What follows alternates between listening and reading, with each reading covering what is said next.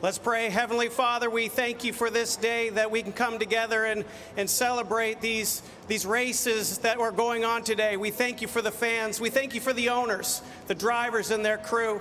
God, I just pray that you would just keep our drivers safe. I also thank you for New Hampshire Motor Speedway and their staff for making this day available for us. What a great day. And we turn our attention to you, Jesus, right now. And we say thank you for being our God. We thank you for giving us freedom. And we thank you, and we say this in Jesus' name. Amen. Here to perform the Canadian National Anthem, please welcome Swansea, New Hampshire native and friend of the Speedway, April Cushman. Oh, Canada, our home and native land, to patriot love in all of us coming. With glowing hearts we see thee rise, the true north, strong and free. From far and wide, oh Canada, we stand on guard for thee. God, keep our land glorious and free. Oh Canada, we stand on guard for thee. Oh Canada, we stand on guard for thee. Here to perform our national anthem, please welcome Preston, Connecticut native Ellen Kane. Oh, say, can you see by the dawn's early light what so proudly we hail at the twilight's last gleaming, whose broad stripes and bright stars through the perilous fight o'er the ramparts we watched were so gallantly streaming, and the rocket's red glare, the bombs bursting in air, gave proof through the night that our flag was still there. Oh, say, does that star-spangled banner yet wave o'er the land of the free and the home of the brave?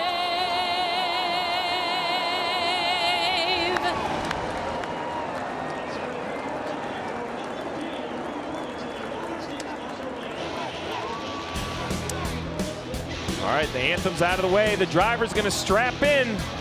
We'll get the engines fired after the break.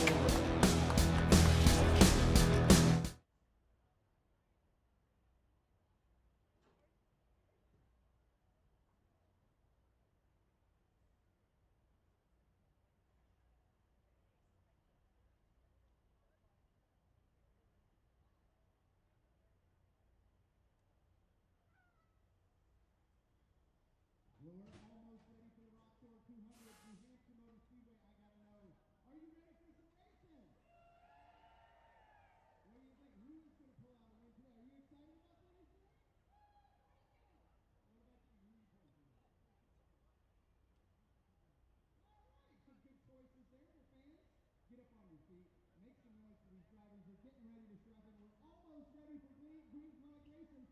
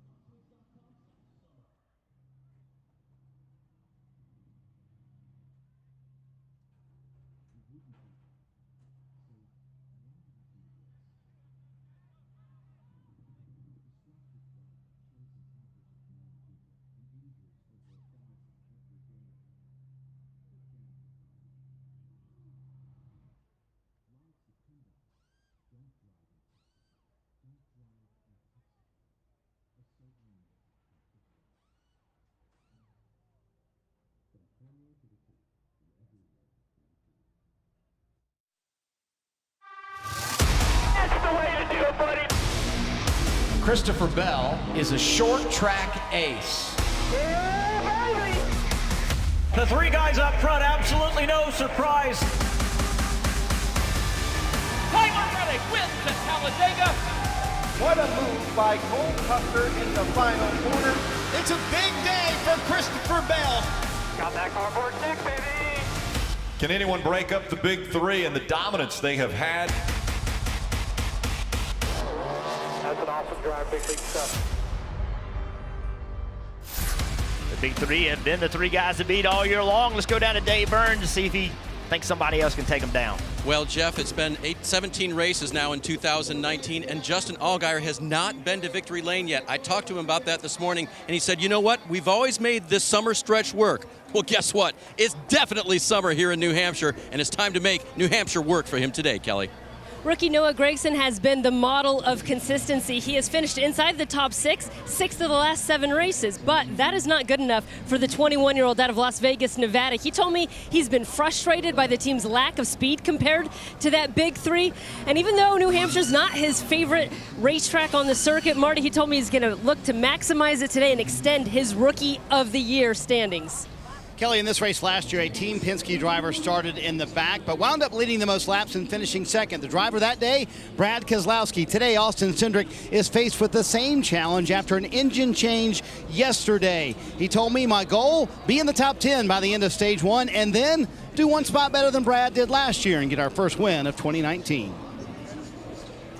So how difficult will that be coming from the back, guys? Well, I think the challenge is just the length of the race. Those first 2 stages are 45 laps. They're basically sprints. And then that longer last stage, that 110 laps, I think that's when the decisions are going to come in, Junior. When are you going to bring your car on pit road? At what point as a driver or what restart can you push the issue? Yeah, with no reason to pit in the first few stages, there's no opportunity to try a different strategy and get off of what the leaders are doing. So that last stage is really your only chance to try to pull something out of the hat that's going to jump a bunch of the field and get you all that track position you need. The last 7 races here, then 1 from the front row. So that tells you how important track position is. It's going to be hard for him to come from the back, but he'll bring it to it. Let's go trackside, get this race started. Here to give the command to start engines for today's ROXOR 200. Please welcome your Grand Marshal, National District Sales Manager for Mahindra Automotive North America, Bill Stone. Drivers, start your engines.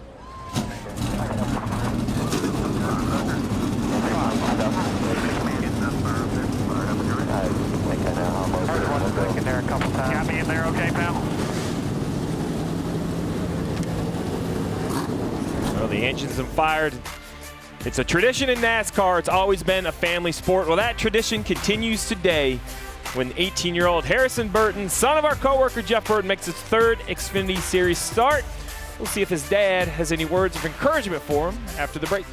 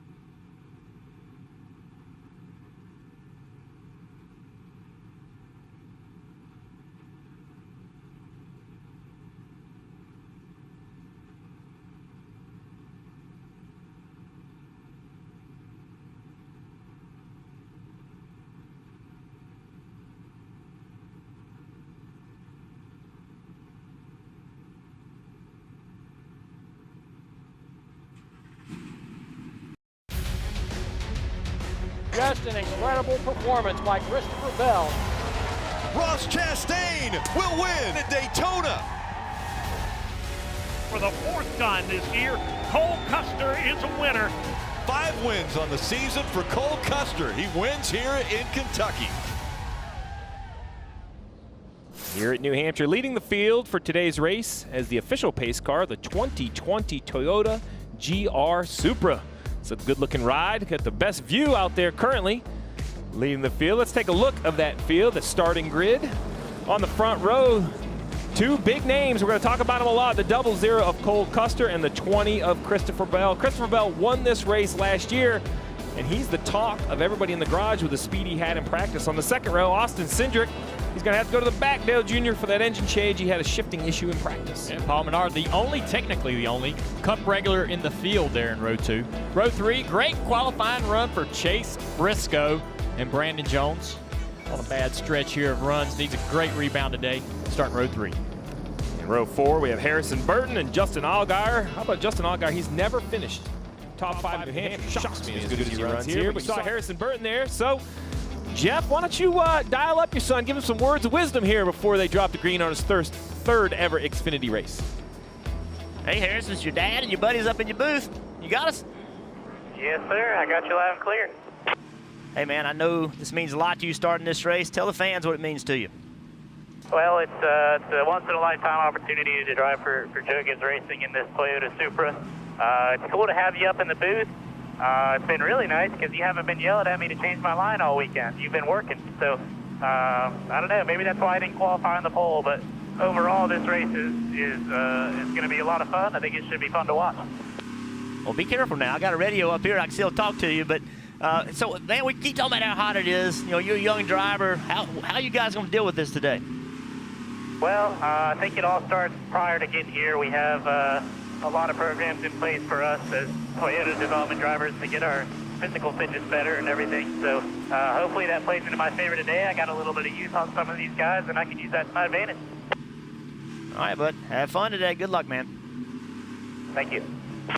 It's so cool to hear a dad talk to his son. Good mentor, Jeff. You're pretty good around here. We'll see how he takes all the advice you're giving him, but he's going to be carrying this great view, this front bumper cam on this Toyota onboard. Harrison will roll off 7th today. We also have Tyler Reddick, the Chevrolet cam, looking back at him. He's going to give us some great shots today of this race as we go along, and also the 7 car of Justin Allgaier, Sonic on board. The helmet cam, that's going to be pretty cool to see how he gets through traffic with that helmet cam. It's great, and I said that the pace car had the best view, but I don't know. Christopher Bell, this is the place you want to be. On the front row, starting second, he'll have the Goodyear onboard camera. I think he's the kind of guy we're going to see do work today. I'm excited to see how good this 20 can be. Well, as always, our team on pit road does a great job of providing information. Let's get some more. Let's start again with Dave. And Jeff, how do teams beat the heat today? Well, I'm on Daytona winning College Racing's pit box for Justin Haley. Shade is your friend. Up here on top, lots of shade for the laptops, for the monitors, for the crew. Down below, this particular pit reporter will take his iPad down there and stand in the shade to get away from the heat. But the spotters, they don't have any relief up on top of the building. They will have direct sun, no umbrellas or things like that, because NASCAR doesn't want stuff blowing off the top and onto the track, Kelly. All right, so how about for the rest of the team crews? Well, there have been 2 distinctly different schools of thought on this one. Some teams, including the 18 team, thought they better stay in the elements, out of the AC, away from fans all day to get acclimated. Other teams, like the 08 of Greg Golding, have been trying to make things as comfortable as possible. They had extra fans in the garage. They've brought them here to the pit box. Guess you guys know where I'll be hanging out. Kelly, I'm not sure I'm on board with the get acclimated, stay in the heat longer than I have to. That one doesn't get my vote. I never bought into that, man. I'm going to be comfortable when I can. All right, as we see right here, the field heading down to 3 and 4 coming to the green. Jeff, the struggle, the battle, the 00 pole sitter takes the outside lane. A little surprised by that personally. What's the struggle, what we're going to see right here under the green? Well, we've seen these restarts here be crazy. We've seen cars all the way on the bottom, on the apron. We've seen them in the middle. We're going to see them everywhere, I have a feeling, getting into turn 1. They're just like that with green flag here in New Hampshire.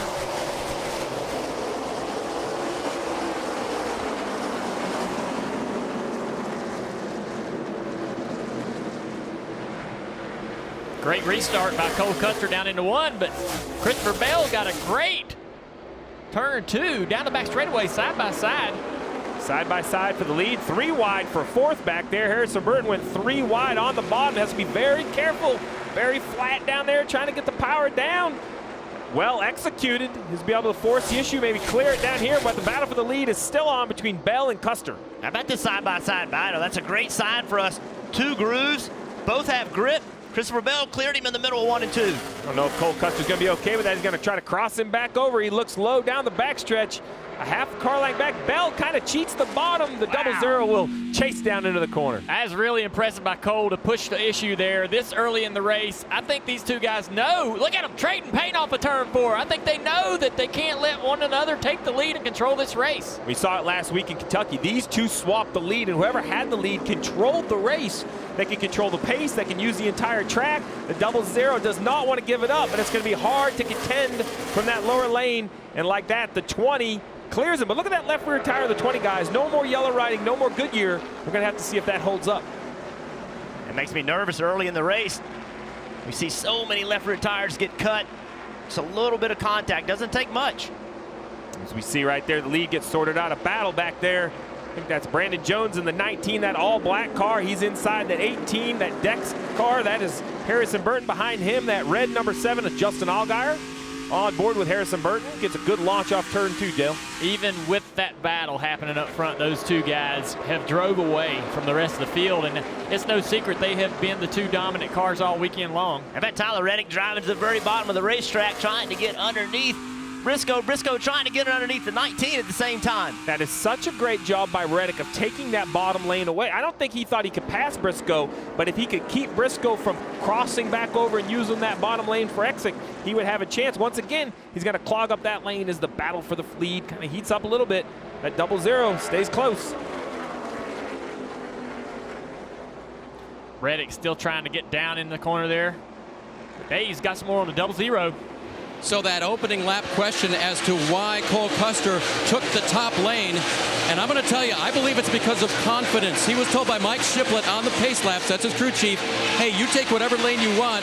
I will support you, whatever you choose. Cole took the top lane, ultimately didn't lead the first lap, but Marty, he's full of confidence today. And I think Christopher Bell, Dave, driving with a little bit of fury here early in the race. They feel like for the last couple of weeks, they've had the best car in practice and haven't backed it up in the race. We've seen him in the post-race interviews. He hasn't been very happy. So yesterday, they felt like they had the best car, and today, they wanted to back that up. They've been the best on short tracks, and Jeff, I don't know if you agree with me or not, but I think the 20 feels like they've got something to prove today to make a statement. Hey, we're the team to beat at short tracks and these flat tracks for the rest of the year. Oh, I agree 100%.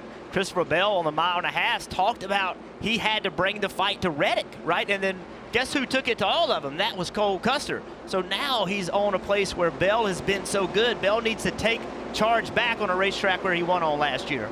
Seeing right here, welcome to New Hampshire. There's one thing to make lap time, another thing to pass. The 18 of Harrison Burton, I believe, is faster than Paul Menard, but he's faster in the same line, in the preferred line. When Harrison needs a turn to try to get underneath that 12 junior, it just seems like he can't quite get the power off, especially off turn 4 up here.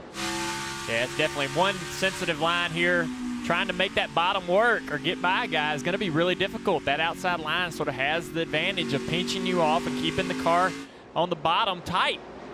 You can't get to the throttle. You can't maximize throttle on corner exit. And trying to run off on that apron, trying to run that low on corner exit, trying to get underneath Paul Menard, you lose all of the banking down there. Car loses a lot of grip. Paul Menard knows that. Yeah, he's got a good run here, though. Paul's struggling on drive-off, and 18's pressuring him and able to get underneath him here. Let's see if he can roll this bottom and complete this pass. Paul's going to... He understands. Paul understands. He has that advantage on the outside.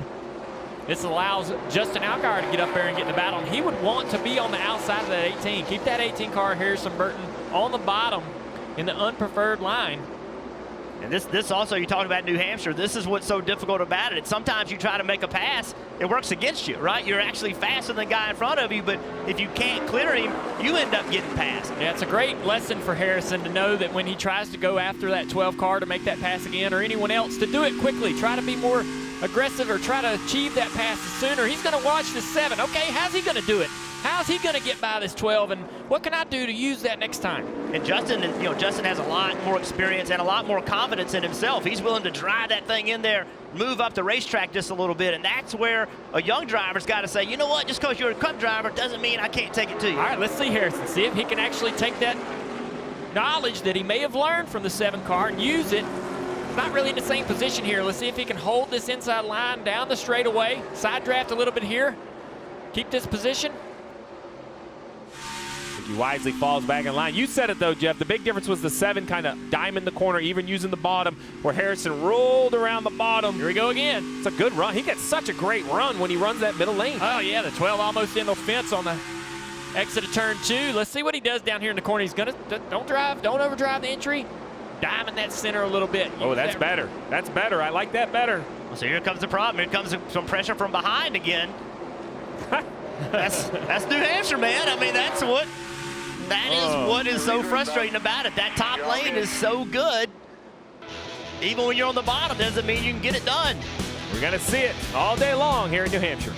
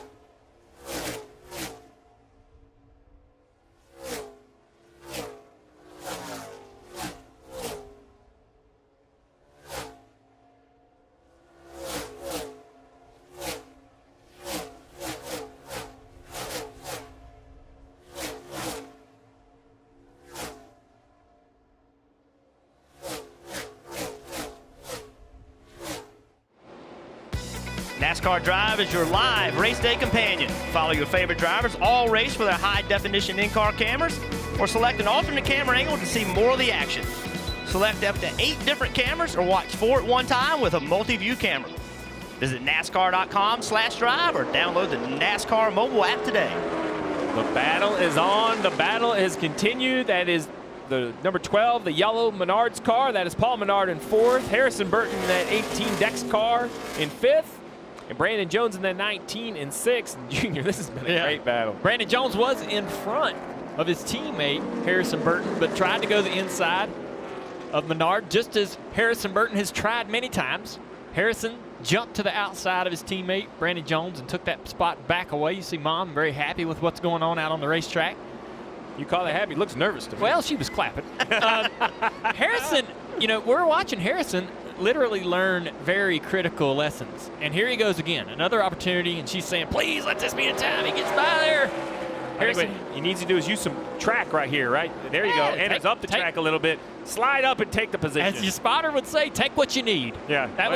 That's advice that my spotter would always give me. And he overdrove the corner, and somebody may get on underneath him, but that's okay, right? You're looking for that outside lane. That's what it's okay to overdrive that corner to get yourself where they're trying to drive. Yeah, that's not okay. That's too much outside. He's going to recover, though. Smart, good move.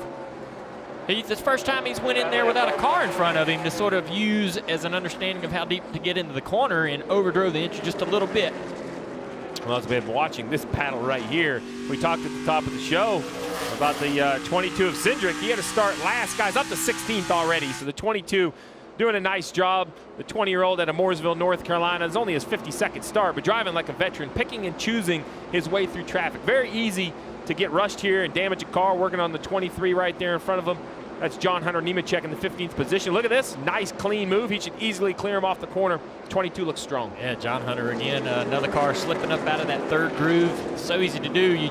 You see the distinct colors of the grooves. The bottom groove is treated, the center, the lighter color is not treated with any of the traction compound, and then the third groove is treated. And above that is no man's land, and we've seen the Cup guys have a lot of trouble with that. These Xfinity guys, if they slip up above that third groove as well, they're going to lose spots. This battle's staying hot. Another thing you have to wonder about this battle is that as they were racing each other using a lot of racetrack, how much that hurt those tires. You know, that's also a lesson for a young driver. I mean, that pass quickly, man. If you can make it quickly, you're not asking so much of your tires, you're not hurting your tires as much. Kelly. Well, and it's spotter Rick Corelli in the ear of Harrison Burton throughout this battle. And while he was on offense, the message was, don't let Paul Menard control your entry. Now he's on defense. Rick is trying to help him cover up his line to prevent getting re-overtaken. And it's that entry into the turns where Harrison told me that 18 car was strongest. He felt like he was really going to be able to attack in the corners and make up ground that way, Marty. Kelly, this has all of a sudden become a four-car battle. Add Tyler Reddick to the mix of this as well. And the interesting thing, Paul Menard saying on the radio, it's extremely loose out here. He said, I can see that all these cars are loose out here. Remember, the modified race was right before this. So, Junior, that's really going to make it challenging for these guys. Once that rubber gets off the racetrack, it'll get a lot better. Absolutely, and what do you do to the race car? How much do you adjust the race car on the next pit stop? The opportunity when you come in there, you don't have many chances to work on the car. Short race, only a few pit stops. But do you make an adjustment knowing the track is going to change tremendously? Well, you better make adjustments because it's going to change. It's going to tighten up. The middle always tightens up here at New Hampshire. Just seems like that's in everyone's notes. We see Christopher Pell on the left side of the screen, 3 wide through traffic. On the right side of that battle for 5th. To take a second real quick, congratulate Tyler Reddick. He announced today himself and his girlfriend Alexa announcing a little baby on the way. Congratulations to Tyler. I like this tweet. He said now he can have a dad bod. That was a good excuse. I like that. Great excuse. Great excuse. What's my excuse?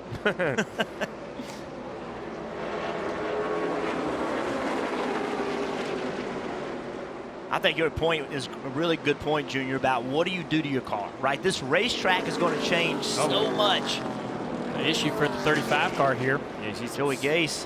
Smoke. Ooh, looks like it's coming out of the left front. Like, I don't know if it's a wheel bearing or an engine issue that's just coming through the left front wheel. You don't see it out the right front. I'm sure NASCAR will take a look at the racetrack. As we see right here, Michael Annett battling with Justin Haley.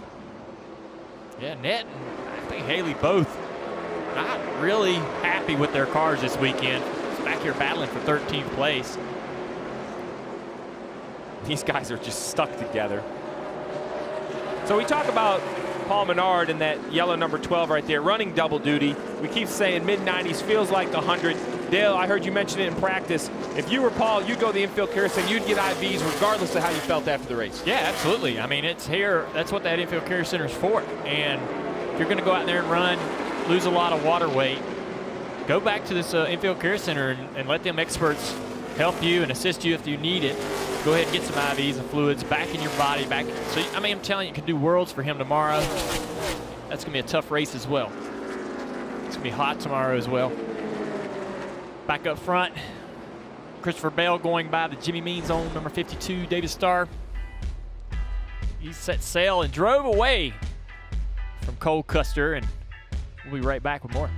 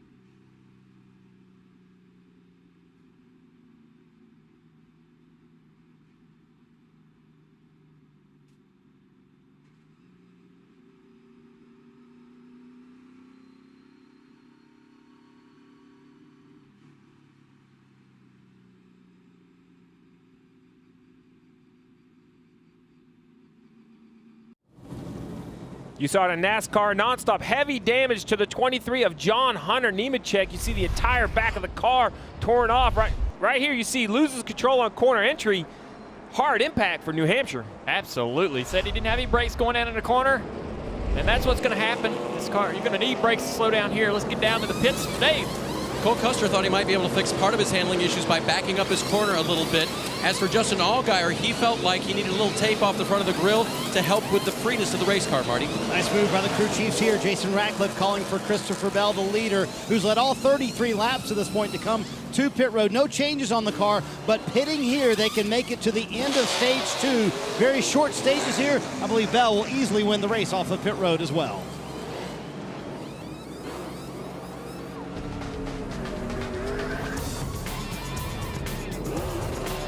Bell, 4 tires, Custer, Allgaier all hold position. Menard, Reddick, Briscoe all gain 1.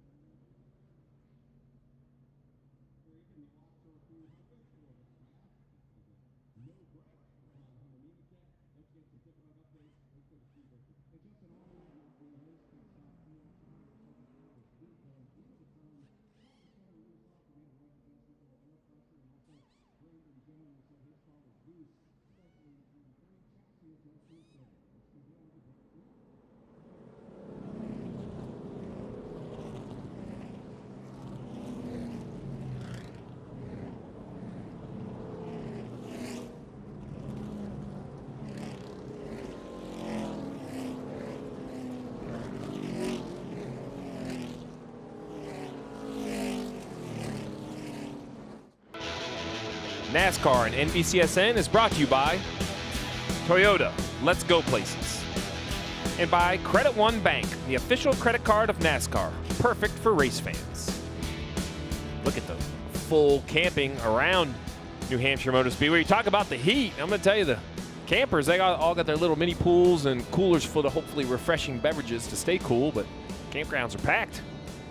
Been some issues on pit road with the 18 car. Kelly's got an update.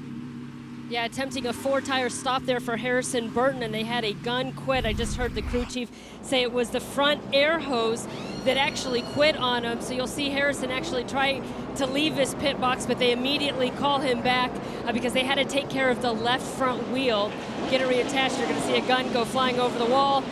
They'll get him a new one, but very costly. Obviously, Harrison's going to lose a ton of track position, so they're going to have to try to make it up best they can. As they get to the end of stage 2 is probably the next time they'll want to come to pit road. That is so frustrating when you have an equipment failure, and even more frustrating when it ends up being a pit gun. You've got a strong car, just kind of keep that driver calm and don't ask him to do too much here on this restart. Just get back into a rhythm. Got a great car that can move back forward through the field. Well, I'm going to tell you, this restart is going to be insane. We got Brandon Jones, Sieg, Gregson, Haley all stay on the racetrack, and because of that, they line up in front. You see all the way back outside of row 4 is the 20 of Christopher Bell in the 8th position. I like this call. Remember, guys, they're racing 9 laps until the stage, so they want to go get those points. The 19's the leader. He chose the outside of Brandon Jones. He wants to go up there and try try to gobble up some points, but how quickly will those cars back in row 4, 5, and 6, and how aggressive will they be on these newer tires? And how can these guys get a good restart? Can they launch well on these old tires? Brandon Jones, a good clean start. Oh, the 86 having some trouble on the restart. He's going to shuffle everybody out here behind him. 3 and 4 wide, guys trying to find the right line to go. Which line's advancing? That's the one I want to get in. Very costly for the 00 of Cole Custer. He lost a bunch of positions. You see there at the top of your screen the 20 of Christopher Bell, as Custer still stuck 3 wide. Ryan Sieg going for the lead right here. And the number 93 usually drives number 39. Another team car of his here, the 93 this weekend. And this gaggle of cars back here still trying to get it sorted out. We see the 22 of Cindric, that green and white car on the bottom. The 00 of Cole Custer also using the bottom of the racetrack. Here's the 20 of Christopher Bell. 7 to go. He's taking over 3rd from Haley in that 11. Here comes the 2 of Tyler Reddick, that black car on the bottom of the racetrack inside the 20. Oh, he drove that thing down in there. That's a great thing about New Hampshire. The corners are so long and they're so flat. If you can drive it in the corner like that, you can gain tons of space. Look at him, see if he can overdrive the corner and try to get in front of Bell. As that race goes on for 3rd, the leader, the 19 of Brandon Jones, you obviously know that they need the points. They're the last guys on the cut line before the playoffs, even though they've got a good margin. Crew Chief Jeff Mendering told me we're going to go for points today. If we have a chance to pick up stage points, we're going to get it. Reddick still working on the bell for 3rd, though, guys. And Ryan Sieg holding really well here in 2nd place. Another team headed for the playoffs. Showing some great speed here. He's had a great start to the season, but kind of got into a slump. A lot of issues over the last several weeks. Having a great run here. Hey, Junior, how about this for Tyler Reddick, trying to get that 3rd spot from Christopher Bell at a racetrack that he said he would rank at the bottom of all the racetracks for him. And he says, Junior, because he's too aggressive, he's an aggressive driver as he gets that 3rd spot, that hurts him here at New Hampshire. So explain what he means by how you're aggressive, that can hurt you at the Magic Mile. Yeah, just like that. Trying to be aggressive and trying to get by that 93 of Sieg. It might cost him. Now he's in the preferred line to be able to hold that position, but if the 20 gets aggressive here, you can take that spot away. Take what you need. Run him high. Do whatever you need to do to be aggressive here. See what the 20 does down in the corner. I don't think they're going to push the issue too hard coming to the end of this stage. Both these guys are in great position with points. But they love to race each other. Look at this. Off turn 4, trying to get the power down to 20 of Bell. Can't do it. This is more than a battle just for today. This is a battle trying to figure out who is the best in the Xfinity Series right now. We talk about them all week long, all year long, these guys. They just go at it every single week. And Reddick, think about where he was. He was back there running 7th, 8th position for these pit stops, and he passed the leader, who was the leader.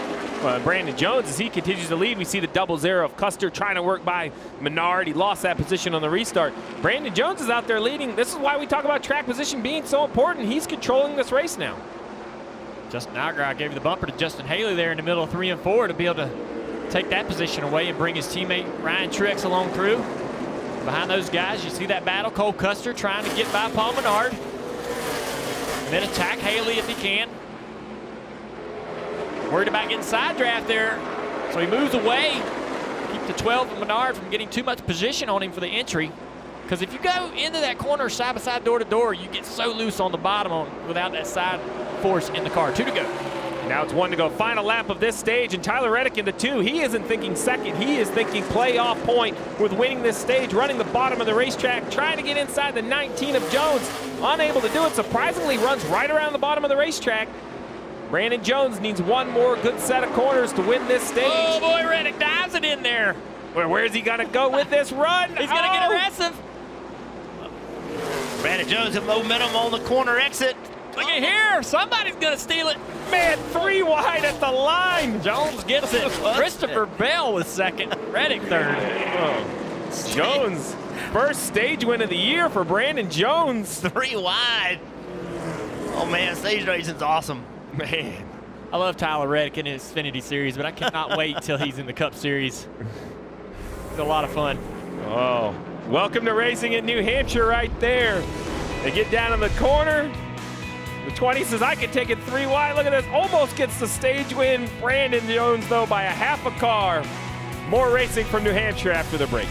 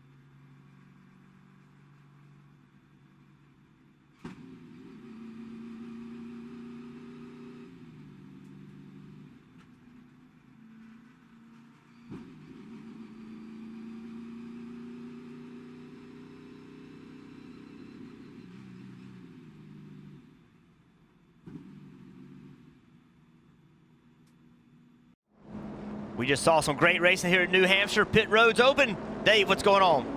Coming to pit road now are those cars that didn't pit that first time, including Brandon Jones, who won the stage, got that playoff point and 10 points. He's on the top. In the middle, 7 points for Ryan Sieg. They both want ice and water, 4 Goodyear tires and Sunoco fuel. Kelly?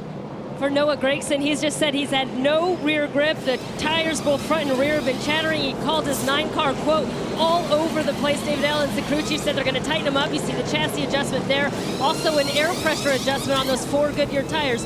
And they're going to fill them up with Sunoco fuel. Right there, a good stop by Brandon Jones in the 19. Looks like he is going to win the race off pit road. Unfortunately for Brandon, though, great race so far, but he's going to restart probably 16th or so because of the cars that already have pitted who stayed on the racetrack. Jeff, why don't you try to dial up the stage winner, the 19 of Brandon Jones. They're talking on the radio right now. Now they're clear. Hey, Brandon, it's Jeff Burton up in the booth. You with us? Yes, sir. What's going on, buddy? Well, congratulations on that stage win, bud. That was an exciting race. That was all on top of the pit box, man. That was a really good call by these guys to do that right there for us. Tough to hold them off, but I think we got a pretty good first round Supra, so looking forward to seeing what the rest of the day holds for us. Man, I don't know. That up in the pit box wasn't driving that car, and he was 3 wide coming to line. That was pretty cool, man. How was that? Was that fun? Oh yeah, absolutely. I was a little worried. I didn't know if we were going to get past there or not, but I knew it's really difficult to pass today, so just doing everything I can to keep these guys behind us. All right, congratulations on that stage win, bud. Good luck. All right, thanks, brother. Well, that finish was captivating. Let's take a look from the seat of Christopher Bell. See what he does right here off the roof. You see 2 wide. Reddick does a nice job of getting the run off the bottom. Now it's just a drag race to the line. Close for Bell, ends up second.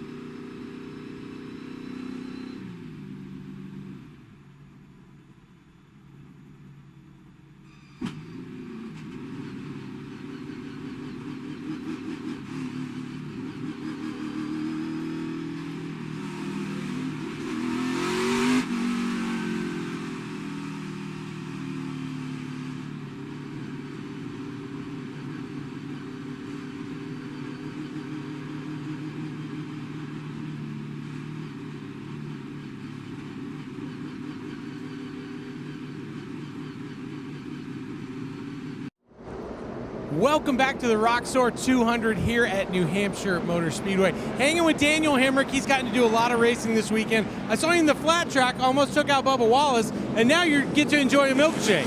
Yeah, I did almost take him out. What a great time that was over there last night.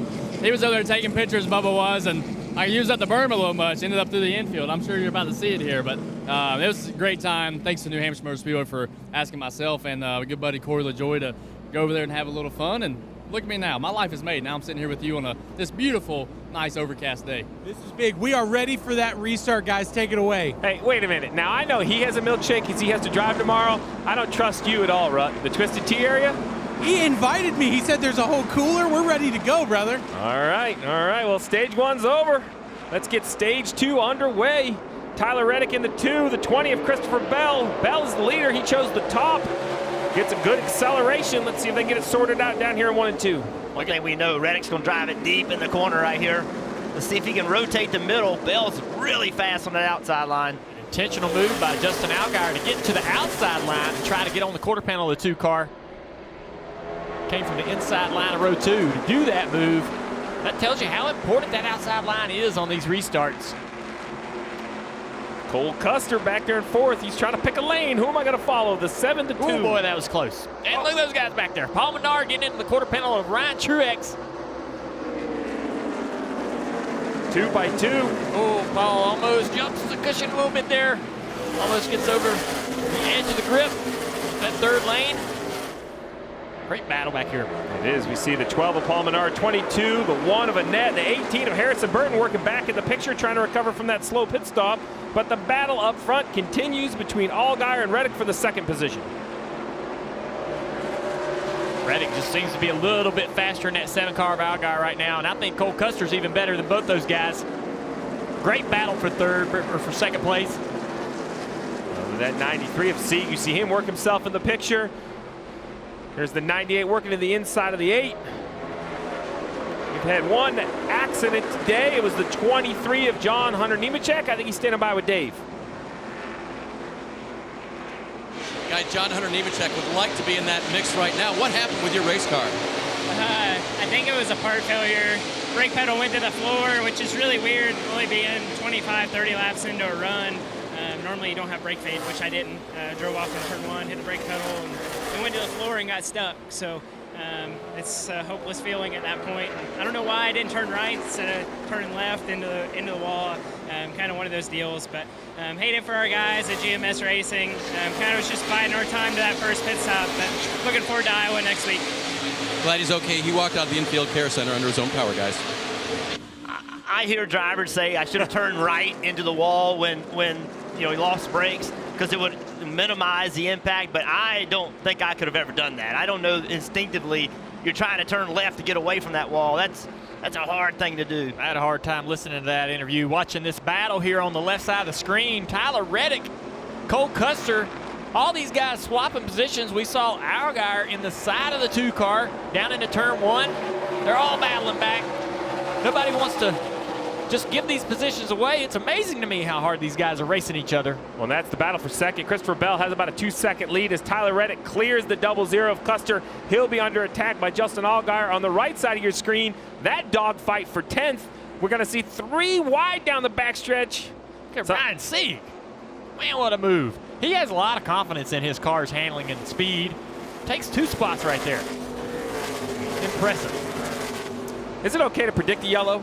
Because I don't think, I'm telling you, there's too much give and take. Someone's going to take.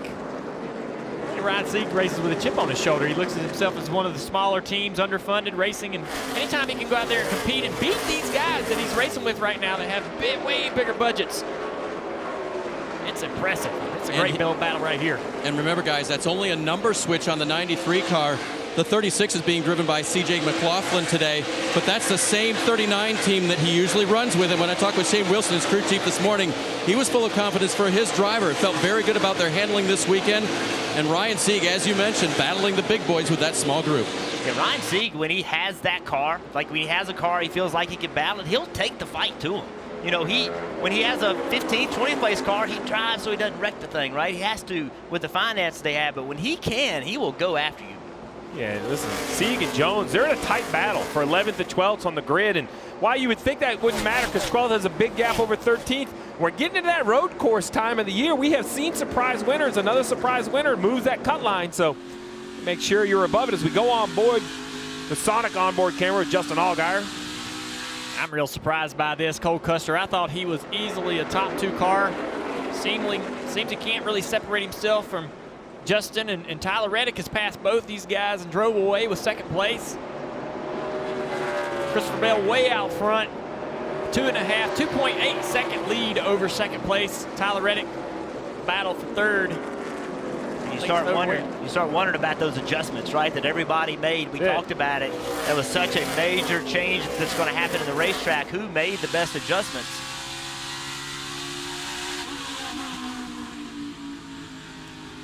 It's a great view right here. You can see Justin, what he's trying to make happen. He's looking at Cole Custer in front of him, trying to figure out where Cole isn't as strong as he is. See both of them high entry. That's where the majority of the grip on this racetrack is. That's where it's so hard to be great at this racetrack. Your car can be slightly better than that guy in front of you, but you cannot push it. You cannot overdrive it and step over that third groove into that outside slick area. You can't overdrive the center or try to apply the throttle too soon. Just have to keep trying to be smooth and only take what the car will give you each lap and just chop away at that distance to that guy in front of you. So tough to do. Plus, you're dealing with the aero difficulties of running behind somebody. Marty. Junior, this has been fantastic racing. We've seen 2 3-wide battles for position here in the last few laps and a 3-wide battle for the win in stage 1. Here's what Tyler Reddick had to say about that a moment ago. All right, guys. On to stage win. Tried to go for it. You did a great job, bud. It was exciting to watch, man. That's all right. We got our track position. We're up here where we need to be now, so. Oh, buddy. Used myself too much there. You'll be fine, bud. It recovered fine yesterday after runs on it in practice. And that's Randall Burnett and Tyler Reddick talking about that. Steve, that's a great question that Tyler brought up, though. All these leaders pitted at lap 33. The guys behind them pitted 15 laps later. So will they be okay all the way to the end of stage 2 here with those older tires? Oh, this is New Hampshire. I'd have track position over newer tires anytime, all the time. I think these leaders are going to be absolutely fine. As Christopher Bell, the leader, almost a 4-second lead over Tyler Reddick. But a lot of racing left, 135 laps to go from New Hampshire.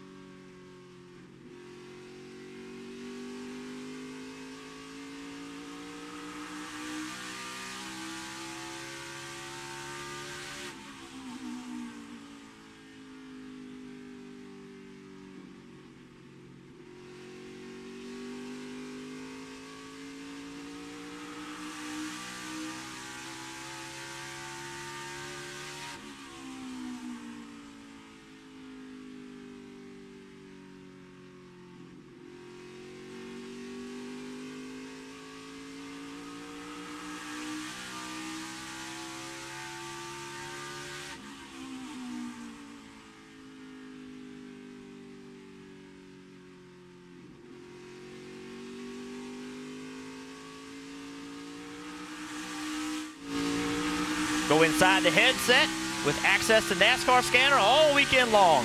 Listen in on pit strategy, spotter communication, crew chief calls, and hear what your favorite driver has to say during the race. A monthly subscription starts at $2.99. Visit NASCAR.com/scanner. You sold me. Let's get it. I want to listen.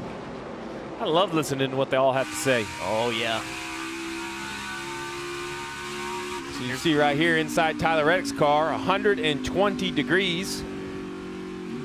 I'm not going to say that's great, but it's That's hot, Steve. I thought it was lower than I expected. Still very uncomfortable. Very uncomfortable. That's how uncomfortable it is. Steve said 120 is not bad, right? And we see Allgaier's the same way, another 120 degrees.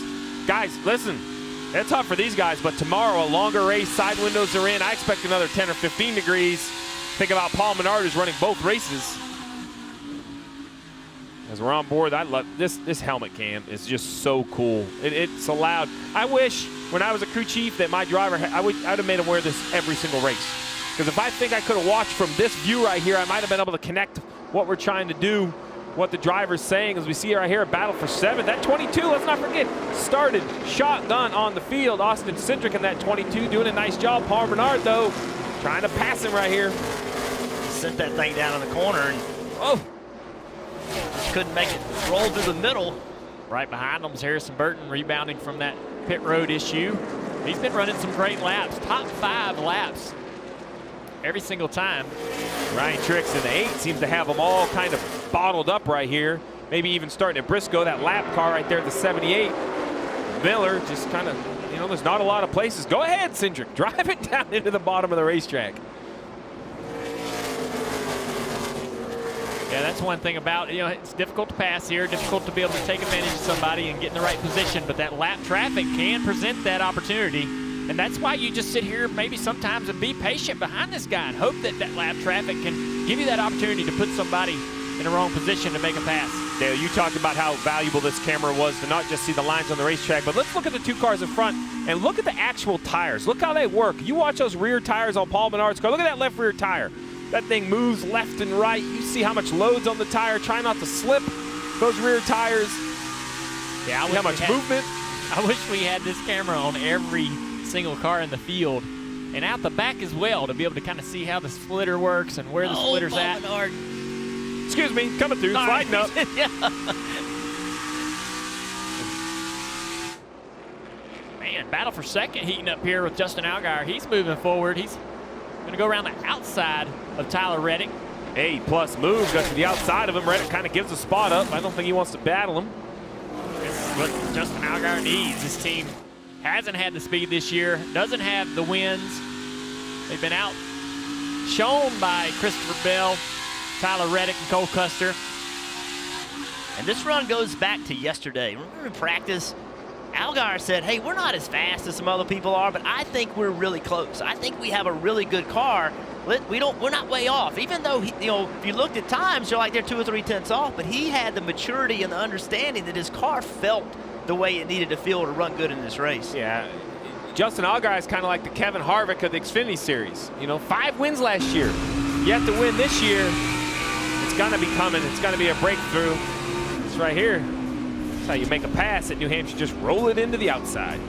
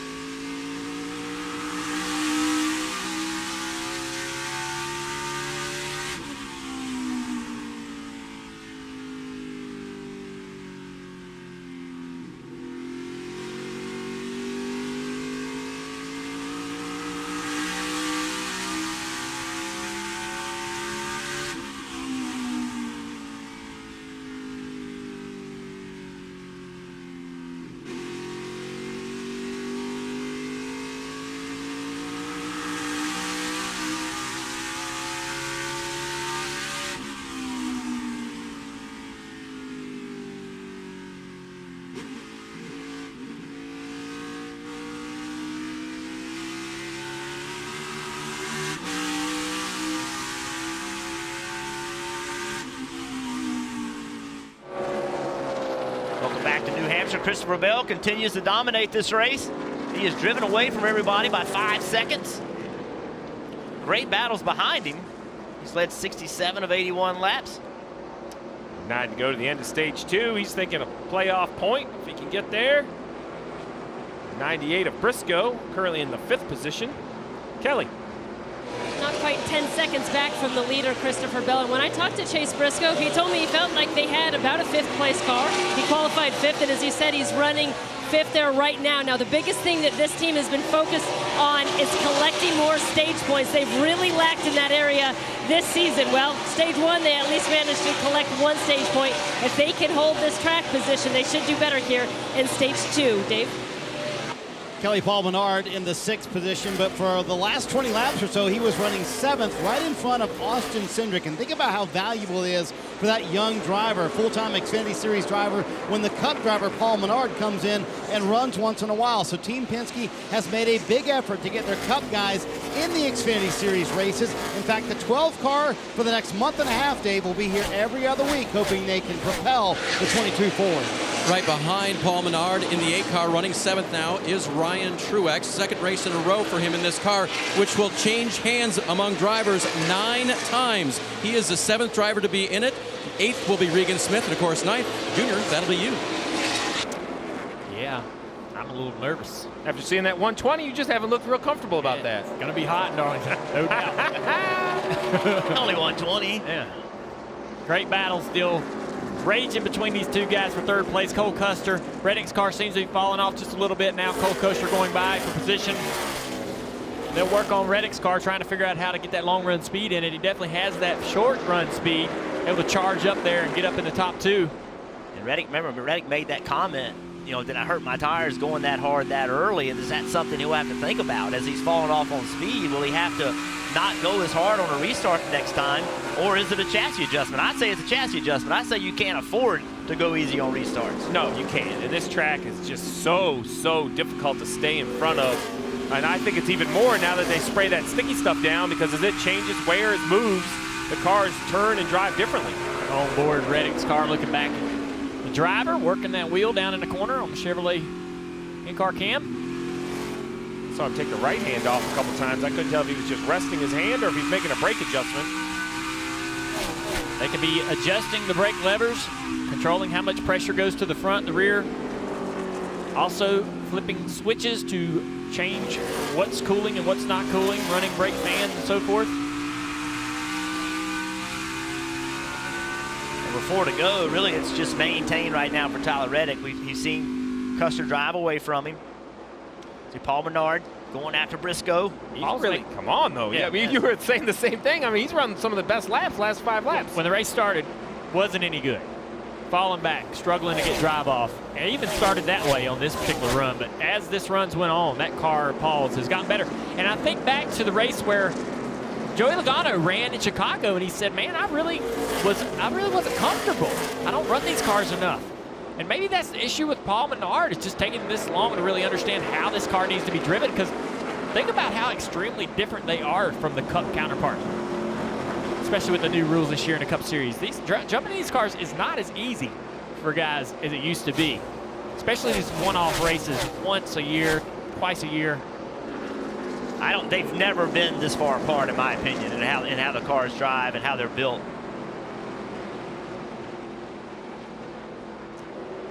Well, we see 2 to go in the stage. Bell continues to lead over 6 seconds over Allgaier, Custer, Reddick, Menard.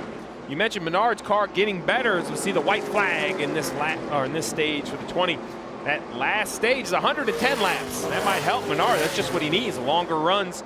Plus, I think the experience behind the wheel, you talk about changes and adjustments, that experience, just more starts than the rest of these guys, can communicate to his crew chief what he needs. I'm not sure what Christopher Bell needs, other than maybe a cold drink of water and an ice pack. He's going to win his 11th stage of 2019, winning the 2nd stage here at New Hampshire.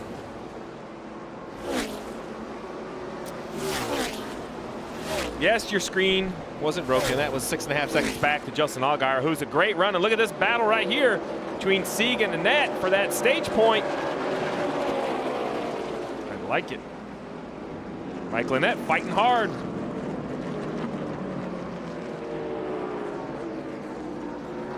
Christopher Bell and his team, they got to be thinking about adjustments, right? Think about last week. They had the best car. It looked like they were dominating. Cole Custer and his team made the right adjustments and ended up beating them. Right now, they got to stay aggressive on those adjustments.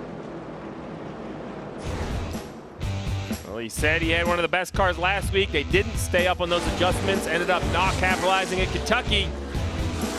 Can they capitalize here at New Hampshire? We'll see. Christopher Bell wins the second stage.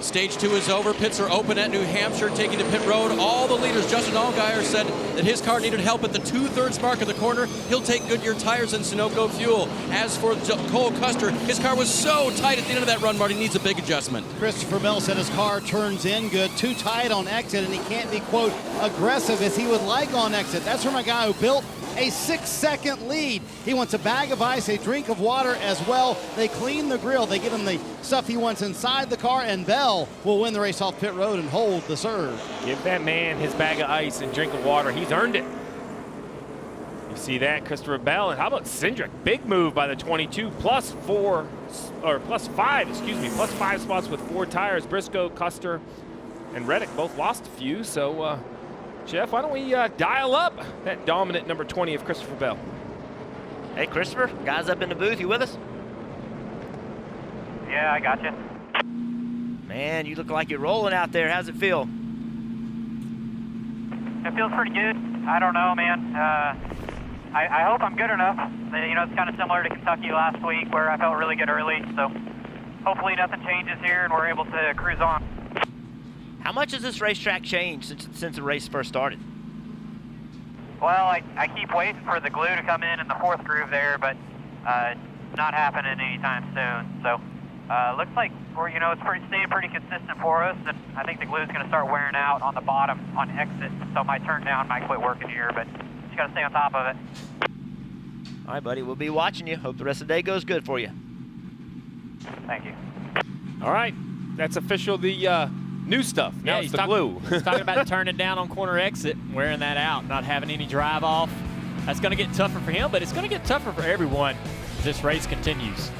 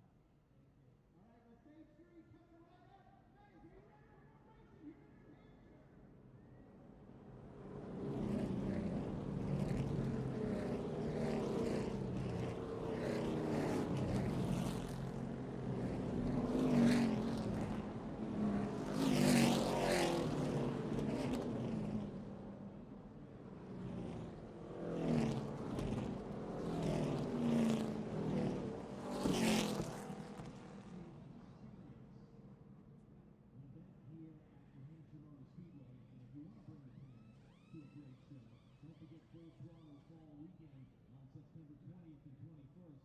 The NASCAR Pinky Series, the NASCAR Can-Am Pro Series, and the NASCAR Knockout Tour will be back for the big Musket 250 here on that September weekend, September 20th and 21st here at the Magic Mile.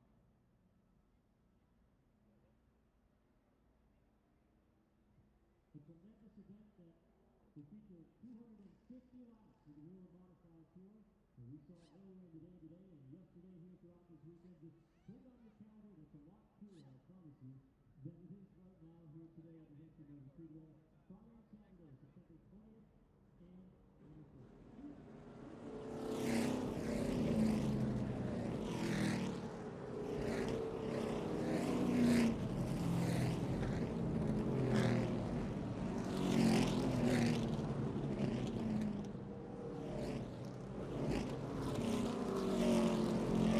Call this race a little differently than we normally do. We're going to call it radio style. The S's will be covered by Mike Bagley. Fans jumping up and down, yelling, screaming, losing their minds here at Watkins Glen. Dale Earnhardt Jr. will have the inner loop and into turn 5. Truex is definitely putting the pressure on in turns 1 and up through the S's. Jeff Burton has turn 6 and 7. Trouble right in front of me. Joey Logano in the sand. This race comes down to these two drivers right now, headed up the back straightaway. Well, next week we're going to go radio style again. It's a little bit nerve-wracking going outside and calling the races. You'll be in the inside in the air-conditioned booth. We'll be outside, out in the elements. It's great fun out there, though. Oh, it's exciting, and it's great to hear you guys call it a different way. I'm just thankful I don't have to follow Bagley, because when he comes in with that radio call, I mean, you can tell he has called some races that way. It's exciting. That actually makes it a little easier because he sort of tees it up for you and sets the tone, if you will, for the rest of the lap, and it's our job, mine and Jeff's, to keep that energy up. So makes it a lot of fun. There's definitely a different way of doing things, and we've had a different race than I thought we'd see today. A lot of great battles for position as this thing's played out. And look at some of this stuff here. We've got some of the pit stops. Yeah, you mentioned the tone. The tone of this race has been 2 and 3 wide. If somebody loses momentum, they make a move. You see right there, 118 degrees inside the 7 of Justin Allgaier. And a lot of that action has happened on restarts. We've seen people running all different types of grooves. We're certainly going to see it here. Something about that halfway mark. That's the flip for the drivers. You know, all right, time to get rolling. Well, there's no more guaranteed yellows. Stage 2 is over, right? So at this point, this restart with 103 to go, you know you need to pit again, but you don't know when the yellows are going to come. You don't know how to expect the race to flow. Some of the pit stops weren't as successful for some of these guys, and it's allowed the 22 of Austin Cindric, the 99 of Briscoe, to get up here in that second row. Cole Custer back to 5th, Reddick back to 6th. These guys are going to have to work hard to get back toward the front. Not a great restart for Justin Allgaier. Cindric looking 3 wide here. Don't know if he has position to do it. Maybe protecting that position from Cole Custer. Now here comes a 7, trying to make a run. Oh, man, a big Cindric slide. slides hard into the 2 car. Wonder if there was contact. Looks like the letter's still on the tires of that 2 car on the left side. Here's some Burton to the bottom, trying to take advantage of these guys. Paul Menard going backwards. He's stuck in the middle. Take a look at this 22 here, car on this restart down into turn 1. Does he get help? I don't know if he got a little bump there by the double zero. Yeah. Definitely. But nothing you can do about that, guys. Gets into your left rear quarter panel, and there's not much contact, luckily, for Reddick to get him into trouble with his tires.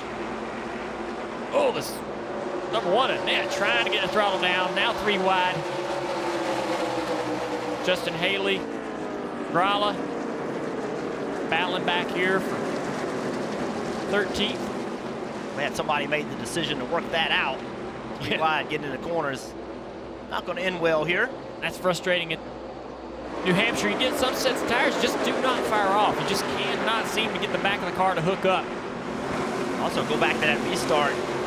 If you're Austin Cindric, you got somebody shoved you out of the way, so the next restart, what are you going to do? Yeah. Right? That's what happens. The intensity just builds and builds and builds, and anger builds and builds. And This track race is like a short track. Wait. Say that again? Let's not get into the argument of whether it is one, okay. because we know the answer. But it races like a short track, and you can bump, lean on guys. That's acceptable behavior in those corners, and you need to do it. It's so hard to pass here that you're going to have to use the bumper.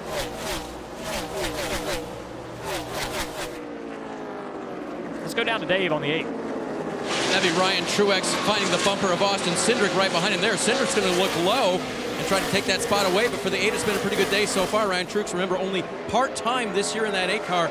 Last time out on the track, so loose. He said, I can't afford to be any looser. They tried to adjust for that when he was on pit road. That was a nice pass by the 22. The 8's going to cross him back over. Harrison Burton, is he going to take it 3 wide? Oh, he has to make it. Wow, Cindric with a big block.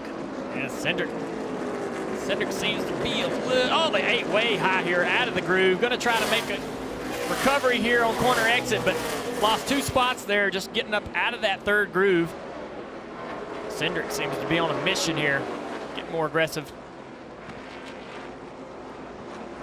See the 00 of Cole Custer battling with the 7 of Allgaier for 2nd. This battle back here, they are not sorting it out. And just watch Ryan Truex down in the middle of turn 3 and 4. Looked like he went after Cindric in that corner for whatever reason. I think Cindric was running in the back of that 8 car enough to Ryan said, I'm through with this. Let's take a replay here. 8 cars. This is entering 3, charging into the corner. It's like, hey, tired of you running into me. Here's where the 22, it's all fun and games up here, but it's not down there, well, man. The 22 almost turned the 8 in the front straightaway wall.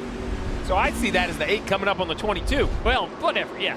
8 came up on the 22, but they're all the way down against the inside fence. What's he supposed to do? These 2 right here, they are locked side by side.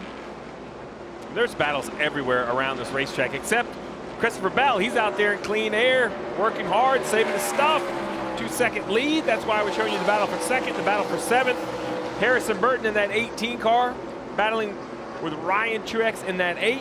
On the left side of your screen, the 7 of Justin Allgaier. And the 00, that white car on the left side of your screen, is Cole Custer. And you can see why it's so frustrating at this racetrack. There's so much track in most racetracks we go to, especially you're talking about this track drives like a short track. You got the groove, man. You're where you need to be, but right here, you can see that 8 car Truex gets that momentum, and you just can't fend it off. Yeah, for Harrison Burton, you got to lean on that 8 car. You got to move that 8 out of that, take his groove away. If you get side by side or just a little bit of a nose out ahead, maybe overdrive the corner, kind of much like a slide job. Move that guy out of the way, take his groove.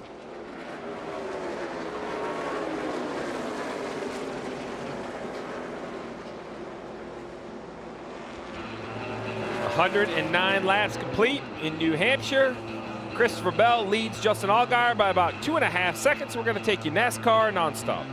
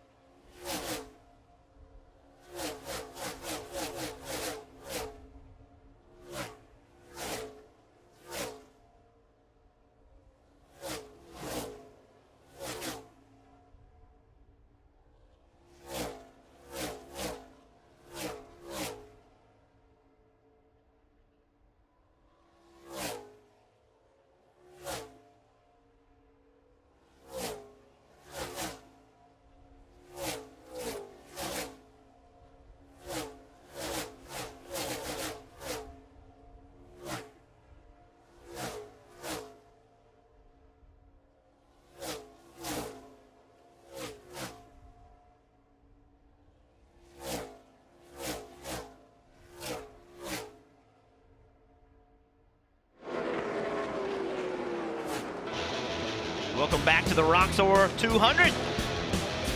NASCAR on NBCSN is brought to you by Credit One Bank, the official credit card of NASCAR. Perfect for race fans. That is perfect because this race is going for Christopher Bell, who's already drove back out to a 3.8-second lead over Cole Custer and Allgaier. Allgaier lost that position through lap traffic, and that's what you got to do. Hard to pass here. Oh, look at Custer getting up over that groove, jumping out of that outside groove, trying to recover now. He's in the preferred line. Let's look at how Allgaier lost that position. You just sit there behind him and wait for this opportunity right here. A mistake by Allgaier to go to the inside of a lap car. And Custer's there to take advantage of it. These days where it's very hard to pass, you're right. Like every opportunity you got to be looking at. You see a guy catching lap traffic, you eye that. That's an opportunity for me. What do I need to do? How can I position myself? Our guy looks like he might think he has the better car. He's still right there with Custer. These two guys really even all day long. After stage one, it's been pretty much a competition between them two. And Christopher Bell's first in class, but this is the real battle right here.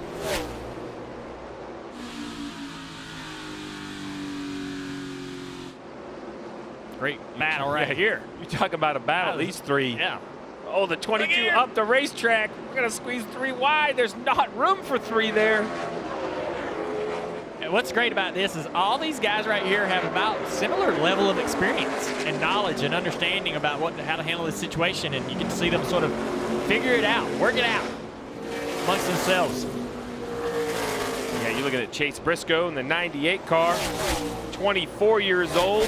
Harrison Burton in that 18 car on the bottom, at only 18 years old. And that 22 of Austin Cindric, a 20-year-old.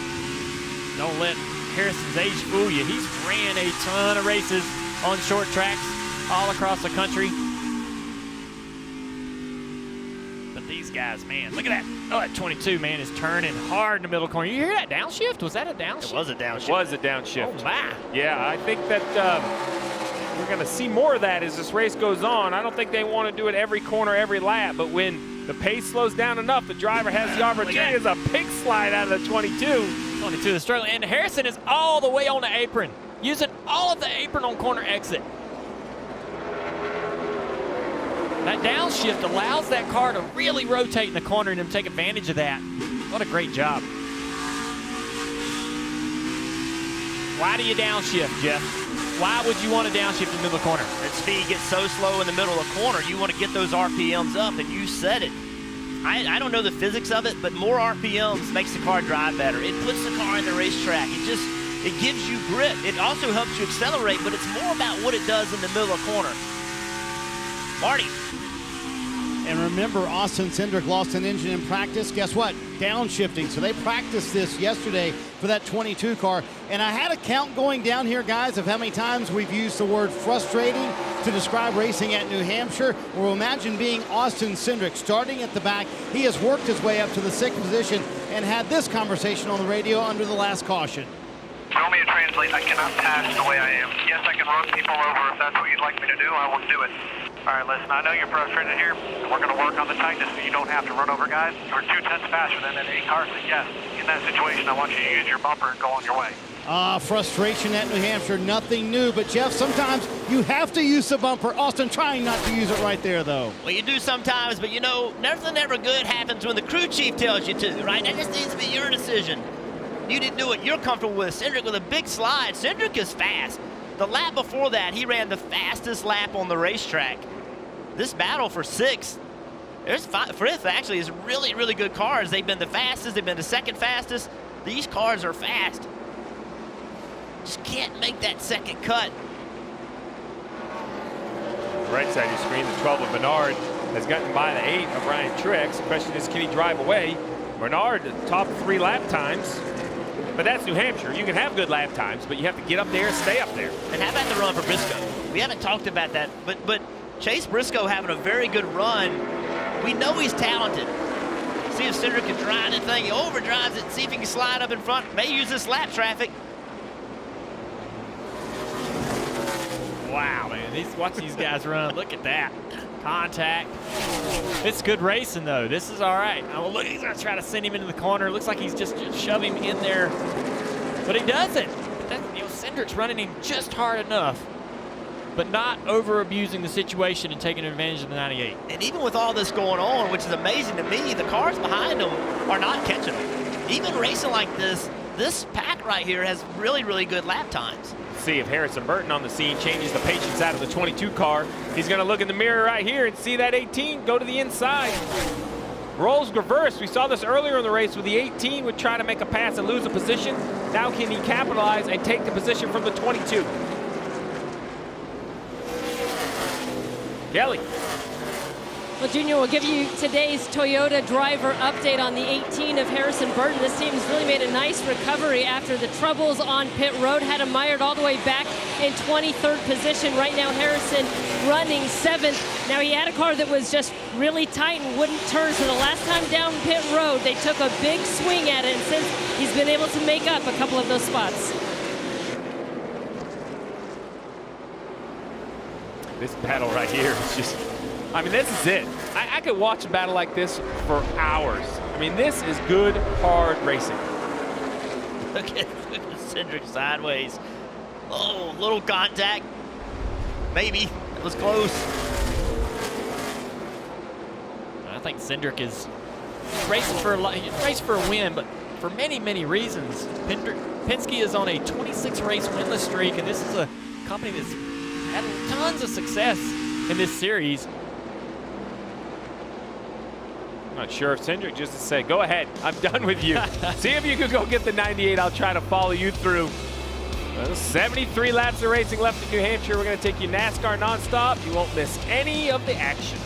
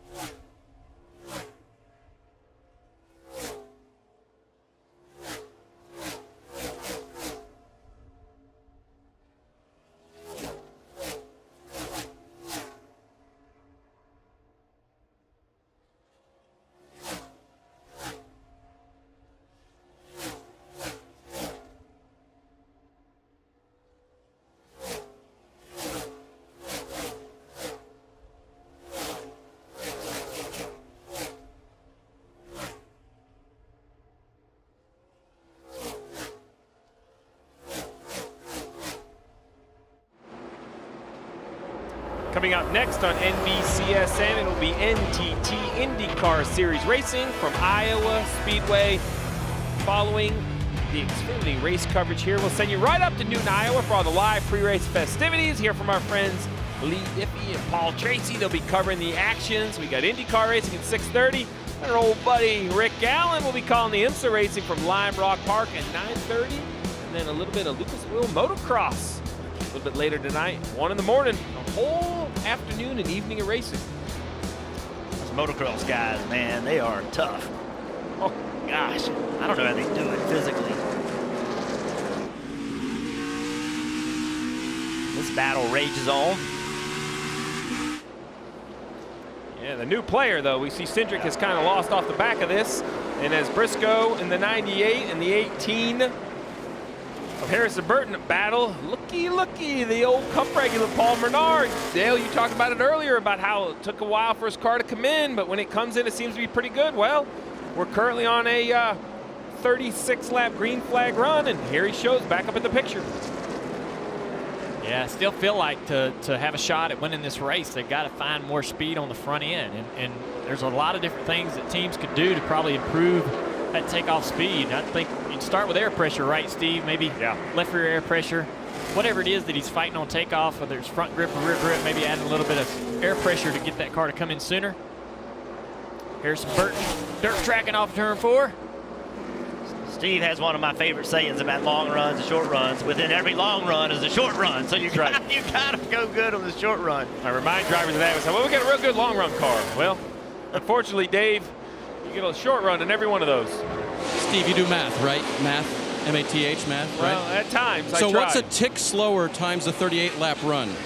Oh, well, it's probably right around 4 seconds.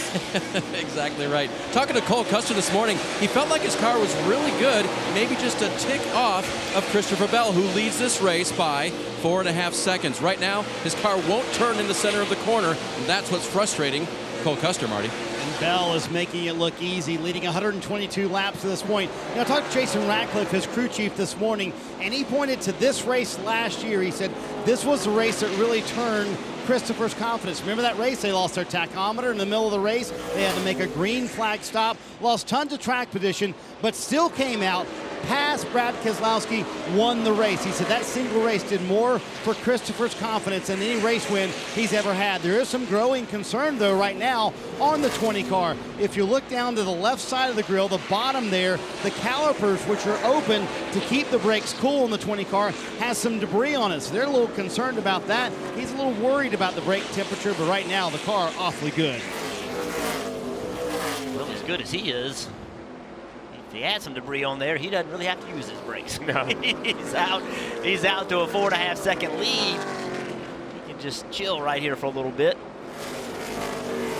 And he can feel how bad or hot the brakes are getting in that pedal. That pedal starts to get a little bit long. And by long, explain that. Explain that to the fans by long. When you mash the brake pedal, there's, you know where the pressure is and where you expect it to be. If that starts to move down the length and the pedal gets more traveled before the pressure builds, that means you are getting that brake fluid hot. And like a 9 car here has had some issues down in turn 1 and 2. Let's see what happened there. Ooh, wide entry. I haven't seen anybody get wide like that since Mark Martin's driving a 60 Winn-Dixie car. And I haven't seen anybody get wide like that this weekend without hitting the wall. Caution's out. Might have debris on the racetrack.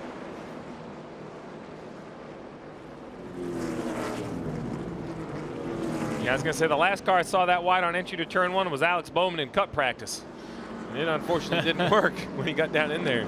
Nice save by Gregson. Nightmares of Mark Martin's wide entries on back from 98, 99. All right, so Dale, you talked about it. Adjustments. What are you going to do? Well, that right there was a 42-lap run. There's 60 laps to go in the race. So as a crew chief, I'm hoping I asked you at lap 5 how your car drove, at lap 20 how your car drove, at lap 40 to get an idea of where we stand. See Jason Burdett right here, the crew chief for Justin Allgaier, sitting third. The next thing is, how much do you gamble? Does Jason Burdett take a huge swing to try to catch Cole Custer? If he swings wrong and hurts his car, he could fall back 5th, 6th, 7th. What about Travis Mack right here, the crew chief for the 1 of Michael Annett? He's back there in 12th. Do you just say, hey, it wasn't our name? We got to do small adjustments to try to get inside the top 10. Those are all the decisions the crew chiefs have to make. Yeah. I think if you got to win, you can be very aggressive. Yeah. Travis Mack and those guys with that win from Daytona. I mean, why wouldn't you want to just go for broke? Would anybody take 2 tires? Is track position good enough to take 2 tires? In the Cup race, Yes. definitely teams are going to take 2 tires with this situation with 60 to go. Why not now? Why would you not try to do that now? I think it's just the depth of field. You know, if you take 2 tires, I don't think there's going to be enough to take 2 with you. So 4 tires are going to line up right behind you. In the Cup race, when you have 30 guys out there battling on the lead lap, you maybe get 6 or 8 more takers, have a little bit of a cushion. You know, 2 tires work as long as 4 tires aren't breathing down your neck on the restart. And it's really hot today too, so that's a little harder on the tires with the heat. Maybe a little more tire wear here than normal. Lack of grip. These restarts, man. If I'm the crew chief right now, I'm talking to my driver. Okay, let's make these changes, but I'm already firing my driver up for the restart. We gotta have great restarts. We've seen how much it matters. Gotta have a great pit stop. Gotta have great restarts. 120 degrees inside that car. Ah, that's cool. That's what you said, right? I said it was cooler than I expected. I don't want to go ride around with them. See Bell with his hand out the window. It's amazing how much air, even at this pace, when you get your hand out the window, how much air it just dumps in that car, and it feels like it's 50 degrees cooler than what's inside of that car. You'll take anything you can get at this point. That's right. Love it. Feels good. All right, the pressure moves from the drivers to the pit crews, Dave. And Mike Shiplett has been a wizard for Cole Custer on the pit box. He's instructed the crew to make a track bar adjustment that will free up that 00 car. As for the 7 of Justin Allgaier, he said we hurt the fire-off speed with that adjustment last time. It was the same at the end of the run. Tires and fuel, Marty. Dave, Jeff Burton made a great point earlier. They've got to keep up with the track for Christopher Bell after leading 129 laps here. But he said, quote, that's the best I've been on that run right there. And you see a little trouble there on the right rear, a little slower there for the 20 car. We'll see if that affects them. A little bit tight for Bell, a little air pressure adjustment, and you see them cleaning the grill. That debris never came off, so this is a good caution for them to get that grill clean, and Bell easily wins the race off pit road. And Bell's team holds serve. Allgaier, Reddick both gain a spot because Custer lost. Cindric, though, uses that #1 pit stall, plus 3 positions. He'll start in the 5th position.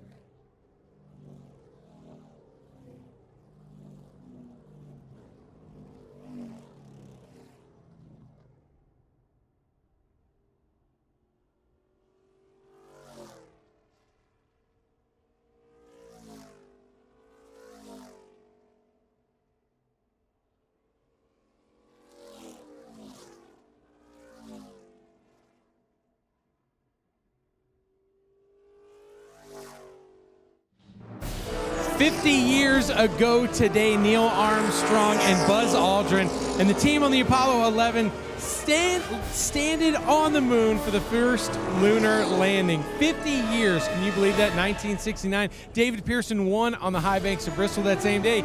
And out here at New Hampshire Motor Speedway, we found the closest thing to lunar rocks. That's right, the granite here on the backstretch. I've got my handy thermometer. I can tell you it's different than it would be on the moon. See, on the moon, with the sun's reflection, it'd be about 260 degrees. These rocks are about 119. It feels like 260 in my shirt. I'm not sure how hot it is in the booth, but guys, great place to watch the race. We got our flag man, he's over here. But if you're into having a great view at the race and you don't mind the surface of the sun, this is a great place to do it today, you guys. You're gonna work on your hydration, Rut. Always. See right there, 116. Oh, look. This came down a little bit. Which is surprising under yellow. I would expect it to go up some, but See, he has his visor open.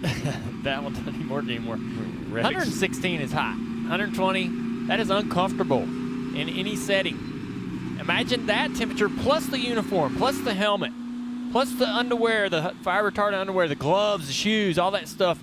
Triple, 2 and 3 layers.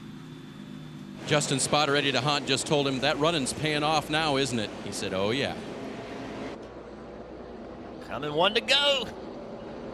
Flagman's getting it done back there. Ryan Priest fan. All right, guys.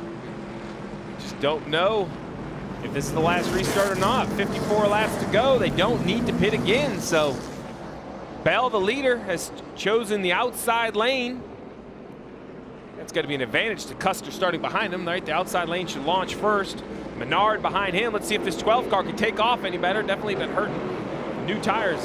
Remember Cindric, he picked up 2 spots on that stop, and remember, he was the one getting moved around that last restart. Let's see if he says enough of that. I'm going to move some other people around. Also remember, starting third, Reddick. And on the last restart, Allgaier jumped to his outside from that third starting spot. See if he tries that move on Allgaier here. Let's restart. That outside groove, the preferred groove. 7 spins the rear tires, does not accelerate very well. He's going to be playing defense to the 2 of Reddick. That whole inside line is really slow. And that launch from the 7 is going to cost him a position with the 0-0. Yeah, I just don't think that inside line got a very good start. Back in the pack, though. 3-4 wide. Guys trying to make things happen, trying to take ground, make ground while you can, while everybody's close together. Gregson looks inside the 18. As we see the 8 of Truex slides up into the 22. Yep, into. Those 2 guys, I think, are going to be in the fence together. Yeah, keep an eye on this. Keep an eye on this, because these guys have been together all day. Sieg drives it in, makes it 3 wide. Sieg going to slide up and shut the door on the 8. I think he's going to. And 3 wide behind them. These restarts are crazy. And inside the car, the intensity level is so high. Oh, the 22 gives a shot to the 9. Cost himself there where the 8 car of Truex was able to go by, but he's back on the inside, down the back straightaway. Let's see what the 9 does, though. He has the 22 lined up. Is he going to return the favor? He's not. I don't know if he could if he wanted. The 22 drove so far into the corner.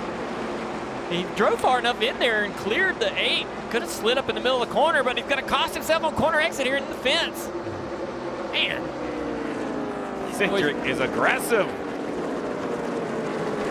He is. Oh, no, that's, oh, man. Told you, watch these 2. They are not happy with each other. This has got to end. As we're showing you this battle right here out front, we have Christopher Bell leading a half a second over Custer. Man, look at there, back at 3 wide. Justin Haley in the middle. Well, guys, I want some. Almost. Oh, man.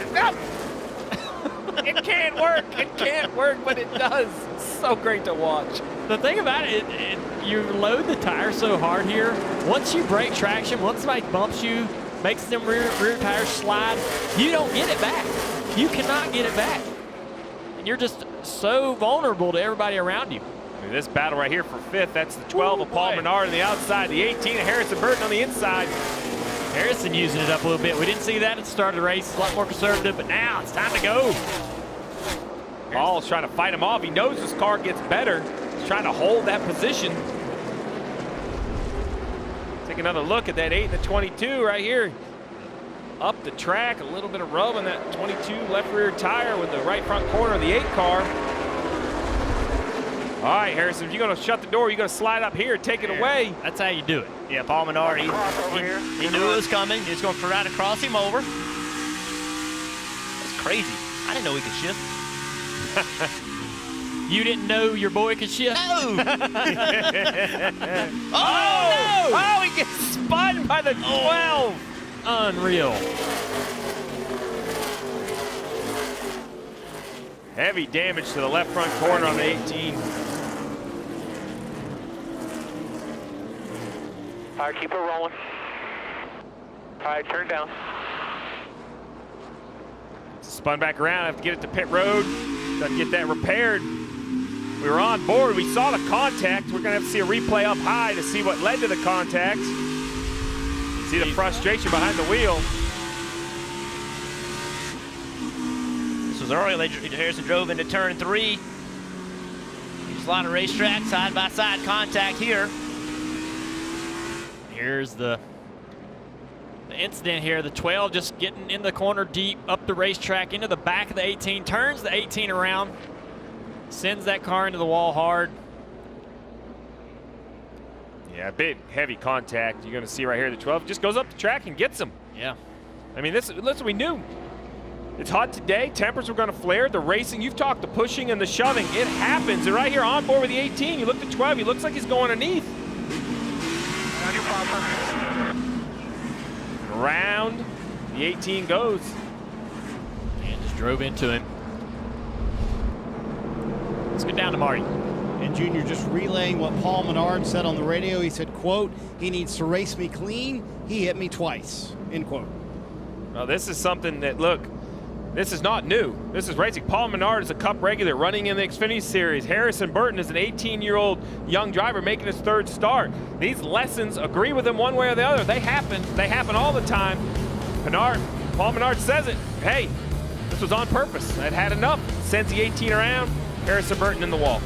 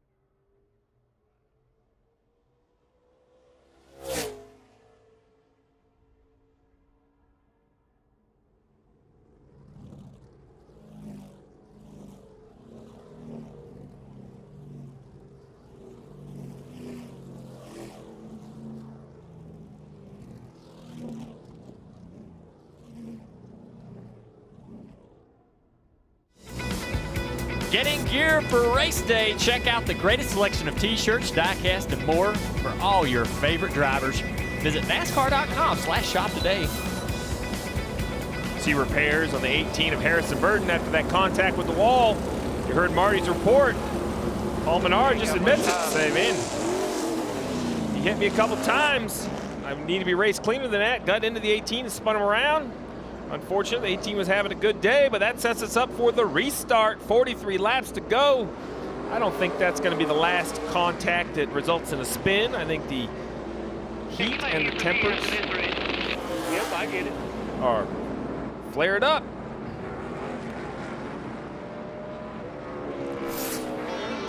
We have a great program going on here, NBC.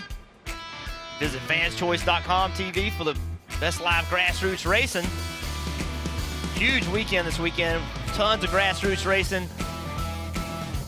And then all around the country, you can see great short tracks everywhere. When you see one of those short tracks, you see something cool happen, hashtag it, man. Send it to us. My track, my roots. We know there's great action everywhere like we're starting to see here. 43 to go. It's only going to get wilder. Christopher Bale had a great restart this last time, clearing the field and taking control. See what happens here. See if that inside line with Custer leading it can do a little bit better job. Lined up a little far back. It's not even going to be a contest going down into turn 1. Got to roll up, try to take advantage of that. Custer not timing it just right. Allgaier fights for that top lane. Briscoe says, fine, you can have it. I'm going to turn left and try to get underneath you. Drag race you down the backstretch for the 4th position. Christopher Bell, such a nice job just controlling the race with the lead. Now remember, those tires weren't brand new. It's pretty easy to just spin those rear tires. He didn't as the race for second heats up. Reddick, that black number 2 inside the 00 of Custer. Behind that, you see Paul Menard. And then behind them, 3 wide here with 22 of Centric on the top. He's been way too nice for way too long. It's time to go. Oh, no. Oh, boy. Oh, boy. 3 wide. This continues on. That was the 22 radio. I don't know how nice he can be when he's at the top 3 wide. You're hoping they're going to give you space as they're 93 of Sieg with a big slide through the middle. And they're giving that driver all the leeway to do anything he thinks he needs to do. This is a great battle right here for second between Reddick and Custer. Penske drivers are fired up today. They are. They are fired up. Oh, boy. Got a whole mess back here. Annette in the 1, the 11 of Haley, the 86 of Brown, the 19. The battle for second is heated up as they're side by side. Allgaier's like, hold on, wait for me, I am coming. He wants to be in the mix here. Christopher Bell out front loves to see this action. He knows it's only slowing these guys down. That rear bumper is just so tempting. You know, just a little tap, that guy in front of you will lose traction. You can get by him. This isn't a mile and a half. This isn't Homestead where the championship will be decided, but Cole Custer has been pretty dominant over the last several weeks. It's got to feel great for Christopher Bell to come out here. He felt like that their short track or their flat track program was the dominant program. Wanted to come out here, and then Cole Custer gets the pole, and you think, man, what's happening? Is Cole Custer going to come out here and steal that crown from Gibbs Racing? Gibbs is dominant here over the last several years, but Christopher Bell says no. Way out front, driving away. Awesome battles, though, back here through the field.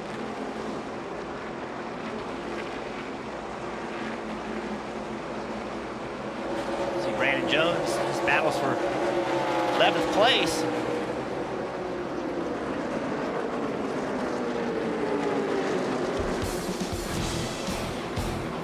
Christopher Bell continues to lead with 37 laps to go. We're going to take you NASCAR nonstop. Custer, Reddick, Allgaier make up the top 4.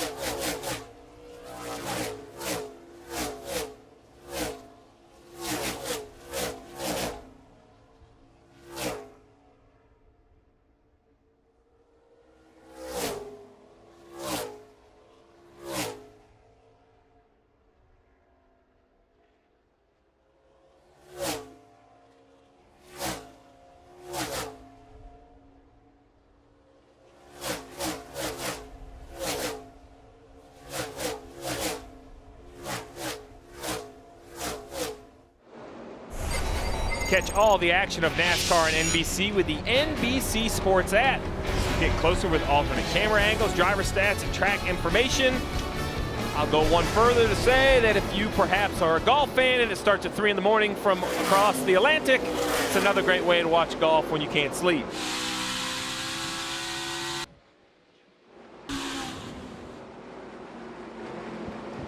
See right here a battle between Tyler Reddick and the 7 of Justin Allgaier. 31 laps to go. Every one of these battles become more and more heated. It's just so easy to go in there and lean on a guy, but try to pass him clean, Jeff, because you know if you lean on him and you don't get way away from him, he's going to lean on you on the next time. Yeah, I love these battles. It's going inside this car with Justin Allgaier brings back memories for me and dealing with the struggles of this racetrack. And you know, look at all the racetrack on the bottom of the racetrack. He's in the gas trying to get underneath him, but even when you get underneath him, the battle has only begun. And you know Justin Allgaier, for him, he's sick of hearing of Bell, Custer, Reddick. Yes. And those 3 are in front of him again. You know he's tired of hearing about them. Yeah, I think last year won 5 races. I mean, he was one of the championship favorites. There was so much conversation about him. Now he wants to get back in that conversation. And guys, one of the things that I talked to him about was the fact that things seem so different this year.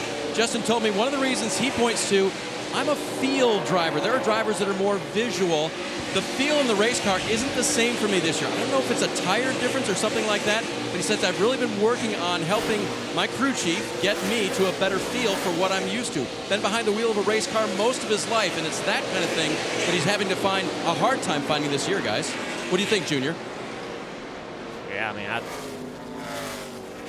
I mean, that feel. He talks about how some weeks the cars just don't feel, or some years, the feel kind of goes away. You know, we talk about rules all the time on aerodynamics and all those things, but good years also, when they change a tire, sometimes they just don't match what the driver wants to feel for a response. Yeah, there's been weekends where that team's had the speed, and they just can't. I think that, you know, the other teams have just gotten better. You just got to keep going to work. That's the way it cycles in this sport. This year, just not really as competitive as they'd like to be. Marty? Junior Tyler Reddick sitting here in the 3rd position, the same Tyler Reddick who said, I'm not good at New Hampshire. So I would say this is a good weekend for that race team as you ride on board with him right now. He knew coming in here, we're not good at the flat tracks. This is a place where we have to get better. And I would bet that if I told them at the beginning of the weekend, you can get out of New Hampshire with a top 5, they would have taken that and gone on to Iowa. You know, Jeff, sometimes a certain discipline just doesn't work for a race team. So when you can go there and make improvements, it may not be a win, but if this can be a top 3 for Tyler Reddick, I think they're going to be very happy today. Yeah, Marty, as long as they can recognize it as that, rather than saying, hey, we still got beaten by these guys, they need to recognize it as a step forward, a step in the process of getting better at a particular racetrack, a particular style of racetrack. You can't always just look at the scoring pylon, right? Sometimes you have to look within. There's a battle right here for 13th between Grala and Cindric. Cindric restarted 8th place all the way back to 14th. Man, that's going to be the tale for a lot of these teams tomorrow. Yes. Those restarts. Trying to not lose a lot of spots. Obviously trying to gain what you can, but trying to not make a bunch of mistakes and lose too many as well. Nice run today for the 21 driver, Kaz Grala. Only a handful of races for him this year.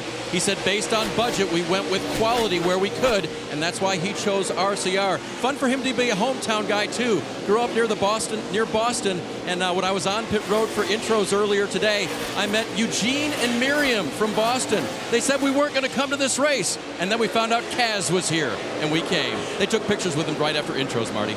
Meanwhile, for his old Bandoleros teammate, yes, way back in the day, Kaz Grala and Austin Cindric were teammates in the Bandoleros. Austin Cindric has dropped, as you guys mentioned, down to 14th. The pit crew has done their job. They gained him 7 spots today on pit road, running as high as 3rd. You saw that, but the car just not working for him right now, and he has lost a ton of spots. That shows you how tough New Hampshire is. You can lose spots on a restart, and it's so hard to get them back. Great battle right here, man. Ryan Sieg again, competing against teams that have much more money. Night Owl Contractors out of North Carolina on the hood of that car today. Big Green Egg sponsorship on that team as well. Doing great out there again. Look at all those cars he's around. Big time teams. I mean, I know what kind of sponsorship and budget we have at Junior Motorsports, and Joe Gibbs Racing as well. Ryan doing an awesome job. It's something special we see in this series. You know, you don't see that in every series, but in the Xfinity series, you see these moments where these smaller teams go out and compete. So much fun to watch. 21 to go here at New Hampshire. Christopher Bell, about a 2-second lead over Cole Custer.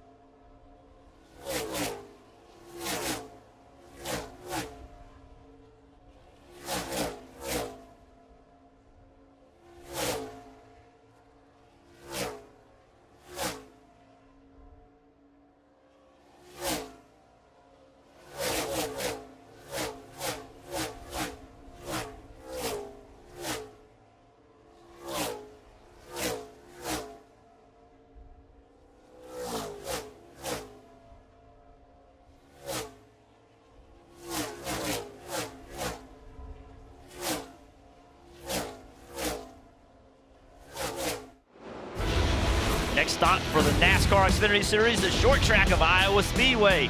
Coverage next Saturday on NBCSN at 5 p.m. Eastern.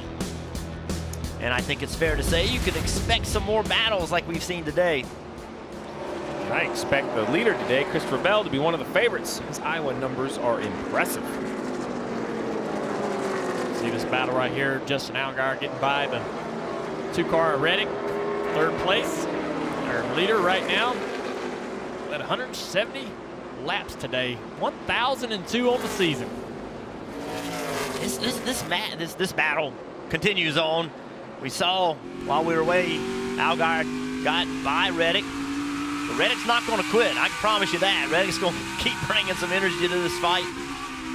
Yeah, the guy that gets out lead, sort of the balance changes, I believe, from being in front and being behind. Once you take that lead, you kind of change the balance of your car, and lap traffic may help you here. Actually keep the handle of that car the way you want. But again, it could create challenges too. Trying to get through that lap traffic.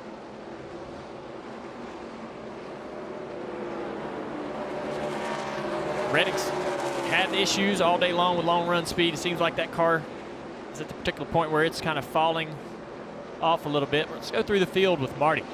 We'll start with Christopher Bell, who's made it look easy today with 14 laps to go. You know, he started his week at Thunder Road up in Vermont. The fans loved having him there, and the fans here in New Hampshire are loving all these laps he's leading right now. Just 14 laps away from leaving New England with a win, Dave.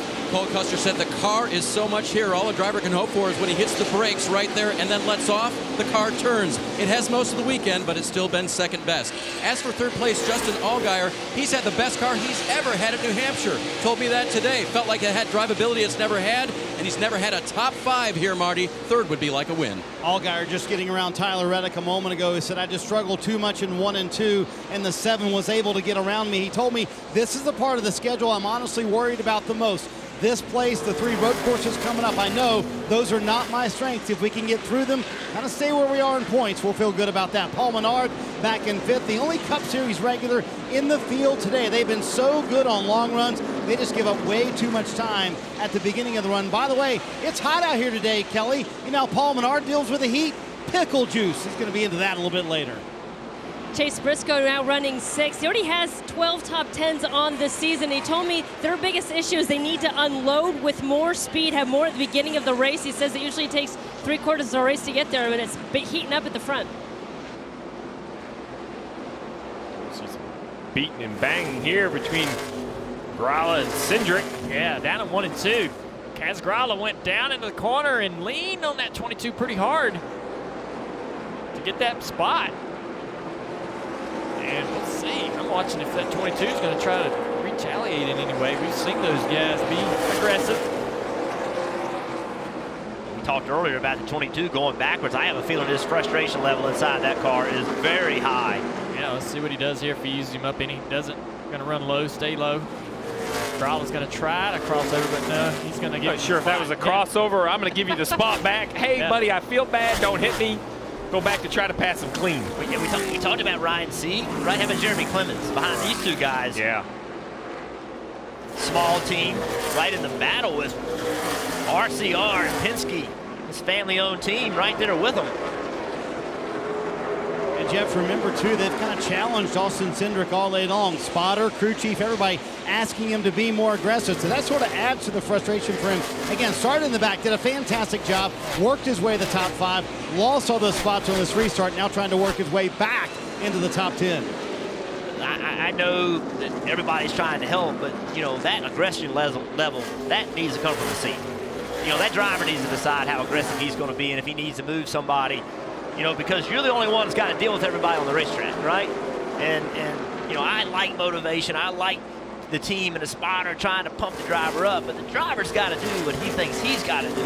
It's either in your blood or it's not, really, when that it comes to being aggressive on the racetrack. It's your style. Some guys are aggressive, some guys are not, and there's no way to really change that. It's something innate down in that person's psyche. They're either going to be aggressive, be comfortable being aggressive, or they're just not going to be that way. IndyCar racing from Iowa coming up next on NBCSN. And I don't think of Austin Cindric as a guy that's not aggressive, right? Really think about it. His aggressiveness got him in trouble early in his career. Yeah. And I don't think that's a guy you need to pump up. I think that Austin Cindric is trying to back it down just a little bit and get where he can finish races, and he needs to sort that out himself.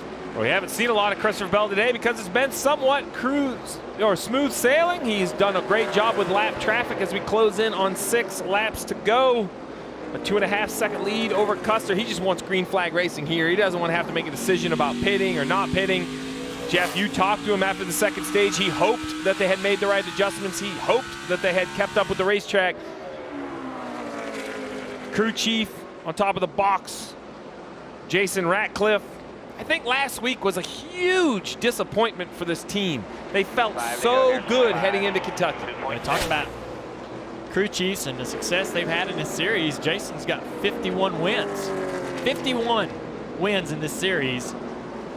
Trying to make it 52 here. And I think he took last week as a little bit, you know, he took it personal that he didn't stay on top of the racetrack for his driver. He knows if that 20 was going to be good enough, he had to make adjustments. He didn't. The sun went down to Kentucky. He got beat by Cole Custer. But Marty, with 5 to go, the 20 is looking good today. They're looking fine right now. And yeah, I talked to both Jason Ratcliffe and Christopher Bell about that. And yeah, they feel like the last 2 weeks, actually, they've had the car to be able to win the race, and they weren't able to get the win that they deserve. So coming here, they knew they kind of needed to make a statement. They had won 2 of the 3 short tracks so far in the Xfinity Series this year. Looks like they're going to make it 3 out of 4. And definitely with all the talk lately of Cole Custer being the new championship favorite, Bell is saying, hey, I'm here too. We have a shot as well.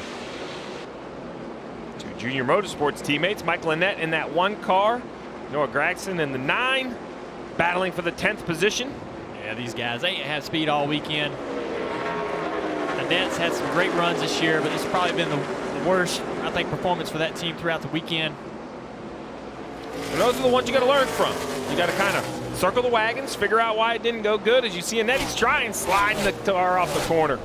Yeah, and I think Noah, Noah's frustrated. You know, he stopped openly frustrated, saying, man, I feel like we need to be going faster. I'm disappointed we haven't run faster. And days like today don't help with that. You know, you didn't have enough pace, and just got to go back and go to work.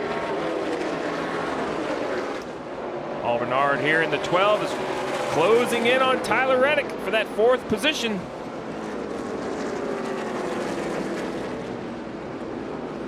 May run out of time, though, with only 2 laps as we see the 20 of Christopher Bell.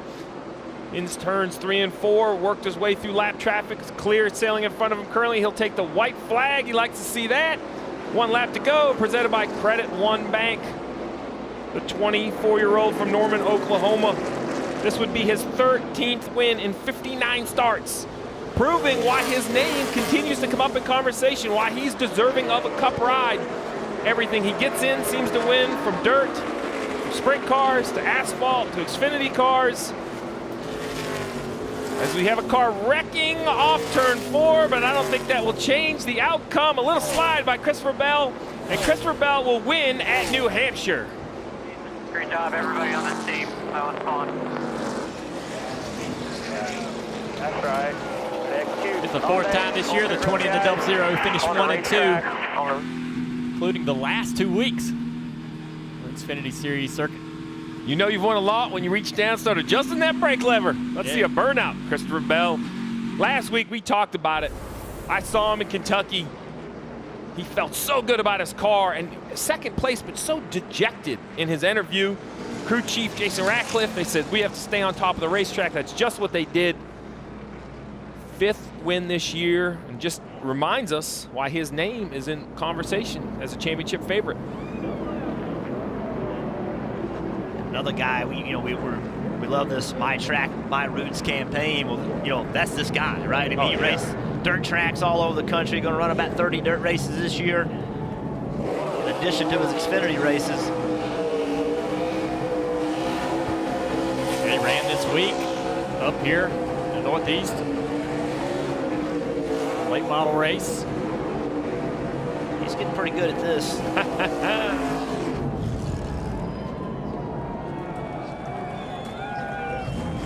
186 laps led out of 200.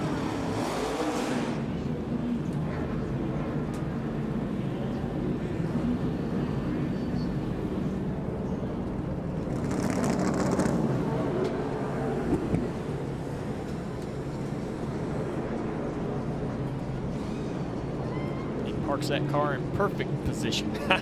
He's been here before. Gonna climb out and hear the fans, Kelly. He knows this routine. Christopher Bell remains perfect here at the Magic Mile. 2 Xfinity races here, 2 wins, and boy, didn't he make it look easy today. And we heard you, Christopher, as you came to the checkered flag, say that was fun.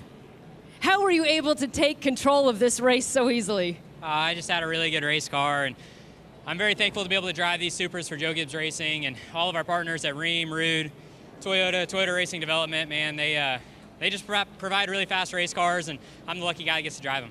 I know you felt like the last couple weeks were races that maybe got away from you. How much redemption does this checkered flag bring? It's pretty good.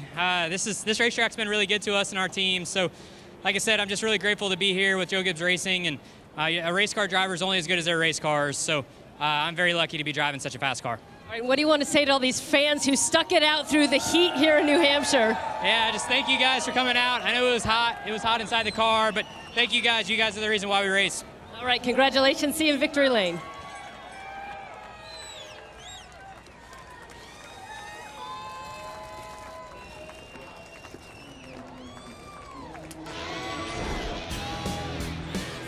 You mentioned it right here. He's getting good at these burnouts, great at celebrating. 5 wins this season for Christopher Bell.